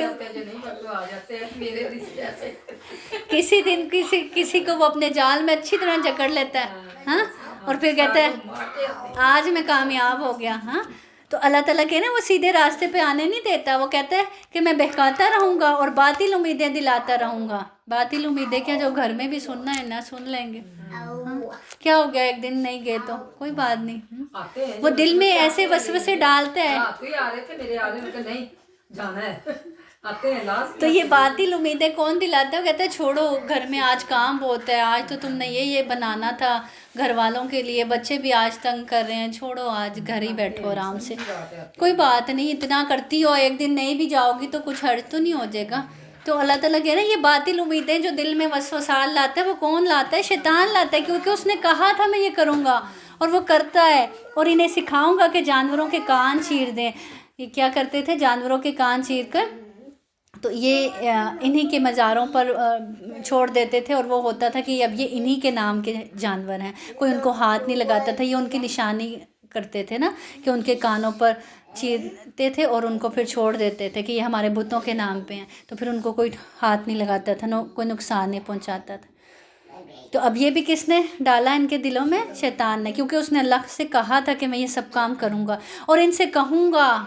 शैतान ने क्या कहा था? और मैं इनसे कहूँगा कि अल्लाह ताला की बनाई हुई सूरत को बिगाड़ दें। तो आज देखें सूरतों को बिगाड़ रहे हैं हम। अल्लाह ताला की बनाई हुई सूरतें पसंद नहीं हैं, प्लास्टिक सर्जरीज के ज़रिए उनको तब्दील करवाया जा रहा है। सुनो, जो शख्स अल्लाह को छोड़कर शैतान को अपना रफ़ीक बना दे। अब अल्लाह ताला ने बता दिया कि उसने तो ये कहा था कि मैं ये सब काम इनसे करवाऊंगा। तो अल्लाह ताला कह रहे हैं तो जिसने अल्लाह को छोड़कर फिर शैतान को अपना दोस्त बना लिया तो वो सरी नुकसान में गया, और इनसे ज़बानी वादे करता रहेगा और सब्ज़ बाग दिखाता रहेगा। शैतान के जो वादे इनसे हैं वो सरासर फ़रेबकारियाँ हैं। ये वो लोग हैं जिनकी जगह जहन्नुम है, जहाँ से इन्हें छुटकारा ना मिलेगा। और जो ईमान लाए और भले काम करे हम इन्हें इन जन्नतों में ले जाएंगे जिनके नीचे चश्मे जारी हैं, जहाँ ये हमेशा रहेंगे। ये है अल्लाह का वादा जो सरासर सच्चा है। और कौन है जो अपनी बात में अल्लाह से ज़्यादा सच्चा हो? हकीकत हाल ना तो तुम्हारी आरज़ू के मुताबिक है और ना अहले किताब की उम्मीदों पर मौकूफ़ है। जो बुरा करेगा इसकी सज़ा पाएगा और किसी को ना पाएगा जो इसकी हमायत व मदद अल्लाह के पास कर सके। जो ईमान वाला हो, मर्द हो या औरत, और वो नेक अमाल करे, यकीनन ऐसे लोग जन्नत में जाएंगे और खजूर की गुठली के शिगाफ बराबर भी अल्लाह इनका हक ना मारेगा बाएतबार दीन के। इससे अच्छा कौन है? अल्लाह ताला कह रहे हैं वमन अहसनु दीनम मिम्मन अस्लम वजहहु लिल्लाहि व हुवा मुहसिनुन वत्तबअ मिल्लत इब्राहीम हनीफा वत्तखज़ल्लाहु इब्राहीम खलीला। बाएतबार दीन के इससे अच्छा कौन हो सकता है जो अपने आप को अल्लाह के ताबे कर दे, अपने आप को अल्लाह का फर्मा बरदार बना ले, और फिर अल्लाह ताला कह रहे हैं हो भी वो मोहसिन, यानी एहसान के दर्जे पर नेकियां करने वाला, खूबसूरती से, दिल की खुशी से, साथ ही यकसूई वाले इब्राहीम के दीन की पैरवी कर रहा हो। और इब्राहीम अलैहिस्सलाम को अल्लाह ताला ने अपना दोस्त बना लिया है। اللہ تعالیٰ کہہ رہے ہیں کہ اللہ تعالیٰ نے ابراہیم کو واتخذ اللہ ابراہیم خلیلا، اللہ نے ابراہیم کو اپنا دوست بنا لیا. تو اللہ کس کو اپنا دوست بناتا ہے؟ کس کو چنتا ہے اپنی دوستی کے لیے؟ جس کے اندر اخلاص ہوتا ہے، جو نیک کام کرتا ہے. اور نیک کام بھی کیسے کرتا ہے؟ اپ لیول کے. احسان کیا ہوتا ہے عبادت میں؟ کہ انسان اللہ کی عبادت ایسے کرے جیسے وہ اللہ کو دیکھ رہا ہے. اگر یہ احساس نہیں پیدا کر سکتا تو کم از کم یہ احساس پیدا کرے کہ اللہ اس کو دیکھ رہا ہے. جب آپ نماز اس سوچ کے ساتھ پڑھتے ہیں کہ اس وقت اللہ مجھے دیکھ رہا ہے، میری ایک ایک بات کا جواب دے رہا ہے، آپ کی نماز ہی فرق ہوگی. اور جب آپ بس فٹافٹ وضو کیا اور جا نماز پر کھڑے ہو گئے بغیر سوچے سمجھے، وہ نماز آپ کی فرق ہوگی، ہے نا؟ ایسا ہے نا. تو جو اللہ تعالیٰ کے نا احسان کے درجے پر نیکی کرتے. اب ابراہیم علیہ السلام کیا تھے؟ یکسو تھے. یکسوئی والے ابراہیم، ان کی خاص صفت اللہ تعالیٰ نے اس آیت میں بتائی کہ وہ یکسو تھے. یکسو انسان کیسا ہوتا ہے؟ کہ اللہ اور اس کے درمیان تیسری چیز کوئی حائل نہ ہو. اب یہ اللہ تعالیٰ ہے، یہ اللہ کا حکم ہے، اب یہ بندہ ہے. اب اللہ کا حکم اور یہ بندہ، اب ان دونوں کے درمیان کوئی چیز حائل نہیں ہو رہی، نہ کوئی اولاد، نہ کوئی شوہر، نہ کوئی چیز. بس ابراہیم نے ایسے کیا تھا نا. کوئی چیز آڑے آئی اللہ کی محبت میں؟ کوئی بھی آڑے نہیں آیا. نہ ان کی بیوی، نہ بچہ، نہ والدین، نہ اپنا وطن، کوئی چیز بھی آڑے نہیں آئی. تو اللہ تعالیٰ یہاں ان کی تعریف کر رہے ہیں کہ یکسوئی والے ابراہیم کے دین کی. تو جو ایسا کرتا ہے، پھر ایسے اللہ اپنے رب کو دیتا ہے اپنا آپ، تو پھر اللہ اس کو اپنا دوست بنا لیتا ہے. تو اگر اللہ کے دوست بننا چاہتے ہیں تو پھر ہمیں بھی اپنے اندر اخلاص پیدا کرنا ہوگا. خالصتاً اللہ کے لیے، اللہ کی رضا چاہنے کے لیے نیکیاں کرنی ہوں گی. اور نیکیاں بھی کیسے؟ احسان کے درجے پہ جا کر.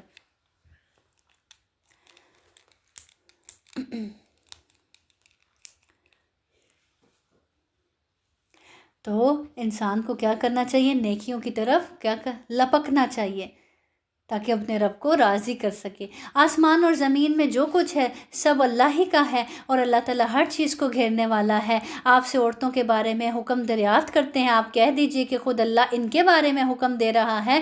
اور قرآن کی وہ آیتیں جو تم پر ان یتیم لڑکیوں کے بارے میں پڑھی جاتی ہیں جنہیں ان کا مقرر حق تم نہیں دیتے، یعنی مہر ان کو نہیں دیتے، اور انہیں اپنے نکاح میں لانے کی رغبت رکھتے ہو، اور کمزور بچوں کے بارے میں، اور اس بارے میں کہ یتیموں کی کارگزاری انصاف کے ساتھ کرو. تم جو نیک کام کرو بلا شبہ اللہ اسے پوری طرح جاننے والا ہے. اگر کسی عورت کو اپنے شوہر کی بد دماغی اور بے پرواہی کا خوف ہو تو دونوں آپس میں جو صلح کر لیں، اس میں کسی پر کوئی گناہ نہیں. صلح بہت بہتر چیز ہے، طمع ہر نفس میں شامل کر دی گئی ہے. اگر تم اچھا سلوک کرو اور پرہیزگاری کرو تو تم جو کر رہے ہو اس پر اللہ تعالیٰ پوری طرح خبردار ہے. یعنی حالات ایسے ہیں، شوہر اچھا نہیں ہے، لیکن اللہ رب العزت کیا کہہ رہے ہیں کہ آپس میں جو صلح کر لیں، یعنی کچھ کمی پیشی پر صلح کر لیں. اچھا اگر شوہر حقوق پورے نہیں بھی دے رہا تو اپنے گھر کو بچانے کے لیے آپس میں کچھ باتوں پر کیا کر لیا جائے؟ کمی پیشی پر صلح کر لی جائے. اچھا چلو نہیں اتنا نہیں، چلو اتنا ہی دے دینا، ایسے نہیں، چلو ایسے ہی کر لینا. ہاں، عورت کیا جہاں تک اپنا گھر بچا سکے، کیونکہ طلاق ایک وہ حلال ہے جو اللہ تعالیٰ کو سب کیا ہے ناپسندیدہ ہوا ہے. تو جہاں تک ممکن ہو اس کو بچایا جائے، کیونکہ اس کے آگے بھی نقصانات بہت ہوتے ہیں، اگلی نسلوں میں جاتے ہیں نا اس کے نقصانات. بچے بکھر جاتے ہیں، گھر بکھر جاتے ہیں، اور ہر طرح سے متاثر ہوتا ہے گھرانہ. تو اس لیے اللہ تعالیٰ یہاں پہ یہ بھی ایک دے رہے ہیں کہ اگر کسی عورت کو اپنے شوہر کی بد دماغی اور بے پرواہی خوف ہو تو دونوں آپس میں جو صلح کر لیں، اس میں کسی پر کوئی گناہ نہیں، یعنی کمی پیشی پہ آپس میں رضامندی سے صلح کر لیں. صلح بہت بہتر چیز ہے. پھر اللہ تعالیٰ کہہ رہے ہیں طمع ہر نفس میں شامل کر دی گئی ہے. لالچ، ہرس تو ہر نفس میں رکھ دی گئی ہے نا، کہ نہیں کیوں میں ہی کیوں برداشت کروں، میرے ساتھ ہی کیوں ایسے ہو. شوہر کو بھی تو کرنا چاہیے نا، اس کو بھی تو قربانی دینی چاہیے نا، میں ہی کیوں کروں.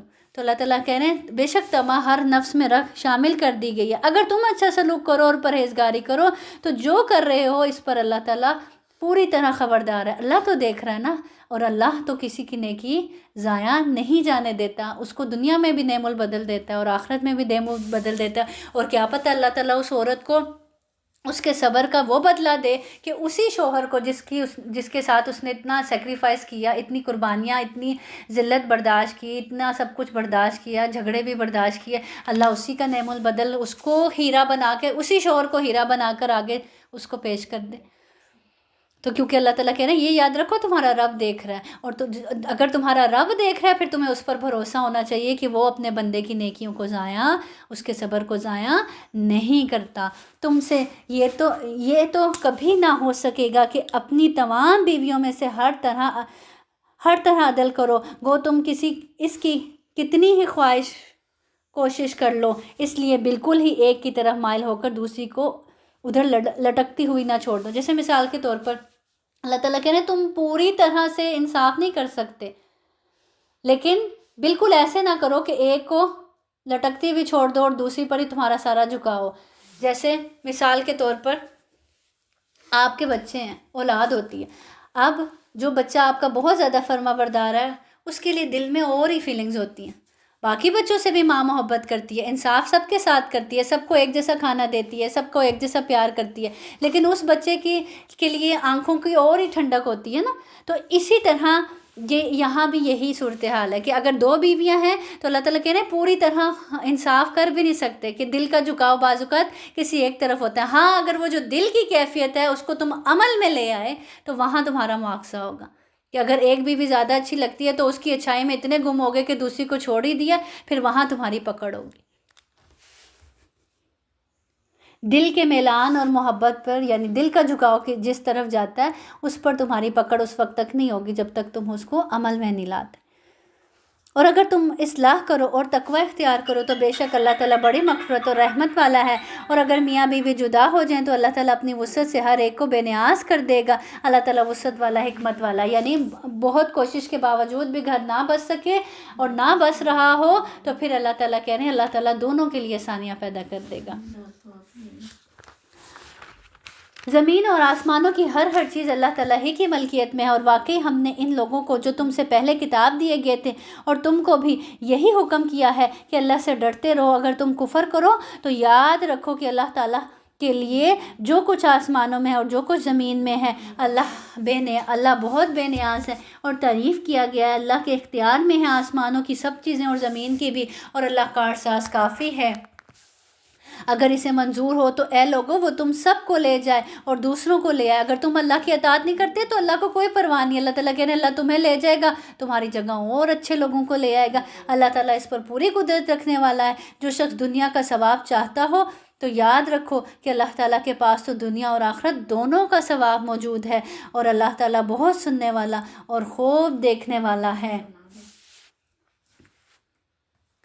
اے ایمان والو، عدل و انصاف پر مضبوطی سے جم جانے والے اور خوشنودی مولا کے لیے سچی گواہی دینے والے بن جاؤ، گو وہ خود تمہارے اپنے خلاف ہو، چاہے وہ گواہی تمہارے اپنے خلاف ہی کیوں نہ جاتی ہو، لیکن تمہیں کیا کرنا ہے؟ انصاف کرنا ہے، سچی گواہی دینی ہے، یا اپنے ماں باپ کے یا رشتہ دار عزیزوں کے۔ اب ایسے ہی ہوتا ہے نا، خاندان میں کوئی مسئلہ ہو گیا، بیٹیاں کس کا ساتھ دیتی ہیں؟ بھابھی کا ساتھ دیتی ہیں، ماں کا ساتھ دیتی ہیں۔ ماں غلط بھی ہوگی تو وہاں پہ ماں کا ساتھ دیا جا رہا ہوتا، تو یہ غلط ہے چیز۔ اللہ تعالیٰ کہہ رہے ہیں چاہے وہ گواہی، چاہے وہاں پہ انصاف کرنا تمہارے ماں باپ کے خلاف ہی کیوں نہ جائے، بہن بھائیوں کے خلاف ہی کیوں نہ جائے، تم نے حق بات کہنی ہے اللہ کی خاطر۔ اور وہ شخص اگر امیر ہو تو اور فقیر ہو تو دونوں کے ساتھ اللہ کو زیادہ تعلق ہے۔ بعض اوقات یہ ہوتا ہے نا، کوئی امیر ہے یا غریب ہے، ہم کہتے ہیں اگر اس پہ میں نے اس کے لیے گواہی دے دی ہے تو مارا جائے گا، بیچارہ پہلے ہی غریب ہے۔ تو اللہ تعالیٰ کہہ رہے ہیں چاہے وہ غریب ہے چاہے وہ امیر ہے، تو تم سے زیادہ اس کا رب کا، اللہ تعالیٰ کا وہ بندہ ہے نا، اللہ تعالیٰ کا اس سے زیادہ تعلق ہے، تو اللہ تعالیٰ اس کے لیے خود ہی آسانیاں پیدا کرے گا۔ تم جھوٹی گواہی یا انصاف کے خلاف نہیں جا سکتے، اس لیے تم خواہش نفس کے پیچھے پڑھ کر انصاف نہ چھوڑ دینا، اور اگر تم نے کج بیانی یا پہلو دہی کی تو جان لو کہ جو کچھ تم کرو گے اللہ تعالیٰ اسے پوری طرح باخبر ہے۔ اے ایمان والو، اللہ تعالیٰ پر، اس کے رسول صلی اللہ علیہ وسلم پر اور اس کتاب پر جو اس نے اپنے رسول صلی اللہ علیہ وسلم پر اتاری ہے، اور ان کتابوں پر جو اس سے پہلے اس نے نازل فرمائی ہیں، ایمان لاؤ۔ جو شخص اللہ تعالیٰ سے اور اس کے فرشتوں سے اور اس کی کتابوں سے اور اس کے رسولوں سے اور قیامت کے دن سے کفر کرے وہ تو بہت بڑی دور کی گمراہی میں جا پڑا جن لوگوں نے ایمان قبول کر کے پھر کفر کیا، پھر ایمان لا کر پھر کفر کیا، پھر اپنے کفر میں ہی آگے بڑھ گئے۔ اللہ تعالیٰ یقیناً انہیں نہ بخشے گا، نہ انہیں راہ ہدایت سمجھائے گا۔ منافقوں کو اس امر کی خبر پہنچا دو کہ ان کے لیے دردناک عذاب یقینی ہے۔ جن کی یہ حالت ہے کہ مسلمانوں کو چھوڑ کر کافروں کو دوست بناتے پھرتے ہیں، کیا ان کے پاس عزت کی تلاش میں جاتے ہیں؟ تو یاد رکھو کہ عزت تو ساری کس کے پاس ہے؟ اللہ کے پاس ہے۔ لوگوں کے تلوے اس لیے چاڑتے ہو کہ عزت ملے گی، تو اللہ تعالیٰ کہنا یاد رکھو، اور اللہ کی نافرمانی کر دیتے ہو لوگوں سے عزت چاہنے کے لیے، تو یاد رکھو عزت تو اللہ کے قبضے میں، اللہ چاہے تو دے، نہ چاہے تو نہ دے۔ تو کبھی بھی اللہ کو ناراض کر کے لوگوں سے عزت تم حاصل نہیں کر سکتے۔ اور اللہ تعالیٰ تمہارے پاس اپنی کتاب میں یہ حکم اتار چکا ہے کہ تم جب کسی مجلس والوں کو اللہ تعالیٰ کی آیتوں کے ساتھ کفر کرتے اور مذاق اڑاتے ہوئے سنو، اس مجمع میں ان کے ساتھ نہ بیٹھو جہاں اللہ کی آیات کا مذاق اڑایا جا رہا ہو۔ بہت سے ایسے لطیفے جنت جہنم پہ بنائے گئے ہیں، اللہ کی باتوں پر، اللہ کے دین والوں پر لوگ ہنس رہے ہوتے ہیں، مل بیٹھ کر بات کر رہے ہوتے ہیں، دیکھا اس کا دوپٹہ ایسے حجاب کرتی ہے، یا اس طرح کی باتیں کر کے دین کا یا دین والوں کا کسی مجلس میں اللہ تعالیٰ کے مذاق اڑایا جا رہا ہو، تو پھر تمہاری غیرت یہ گوارا نہ کرے کہ تم اس مجلس میں بیٹھے رہو، تمہیں وہاں سے اٹھ جانا چاہیے جب تک کہ وہ اس کے علاوہ اور باتیں نہ کرنے لگیں۔ اور پھر کتنا حسن اخلاق سکھا دیا، کتنی خوبصورت بات بتائی۔ اب ایسا نہیں ہے کہ وہ ایسے لوگ تھے اس وقت، وہ ایسا کر رہے تھے، اب تم ان سے بالکل ہی قطع تعلقی کر لو کہ یہ تو اس طرح کے لوگ ہیں۔ اگر بالکل ہی قطع تعلقی کر لو گے تو ان کو راہ راست پر کیسے لاؤ گے؟ ہاں اس وقت اٹھ جاؤ، اس کے بعد پھر ان سے ملو تاکہ ان کی اصلاح کر سکو، ورنہ تم بھی اس وقت انہی جیسے ہو جاؤ گے۔ اگر وہاں سے نہیں اٹھو گے تو اس وقت تم بھی انہی میں شامل ہوگے۔ یقیناً اللہ تعالیٰ تمام کافروں اور سب منافقوں کو جہنم میں جمع کرنے والا ہے۔ ایسا ہی ہے نا، جب ہم کسی ایسی مجلس میں بیٹھے ہوتے ہیں، نہ چاہتے ہوئے بھی وہ اثر ہم پر آ ہی جاتا ہے، نہ چاہتے ہوئے بھی ہمارے منہ سے کچھ نکل ہی جاتا ہے، نہ چاہتے ہوئے بھی ہم ان باتوں پر ہنس ہی پڑتے ہیں۔ یہ لوگ تمہارے انجام کار کا انتظار کرتے رہتے ہیں، پھر اگر تمہیں اللہ فتح دے دے تو یہ کہتے ہیں کہ کیا ہم تمہارے ساتھی نہیں، اور اگر کافروں کو تھوڑا سا غلبہ مل جائے تو ان سے کہتے ہیں کہ ہم تم پر غالب نہ آنے لگے تھے، اور کیا ہم نے تمہیں مسلمانوں کے ہاتھوں سے نہ بچا لیا تھا؟ بس قیامت میں خود اللہ تعالیٰ تمہارے درمیان فیصلہ کرے گا، اور اللہ تعالیٰ کافروں کو ایمان والوں پر ہرگز راہ نہ دے گا۔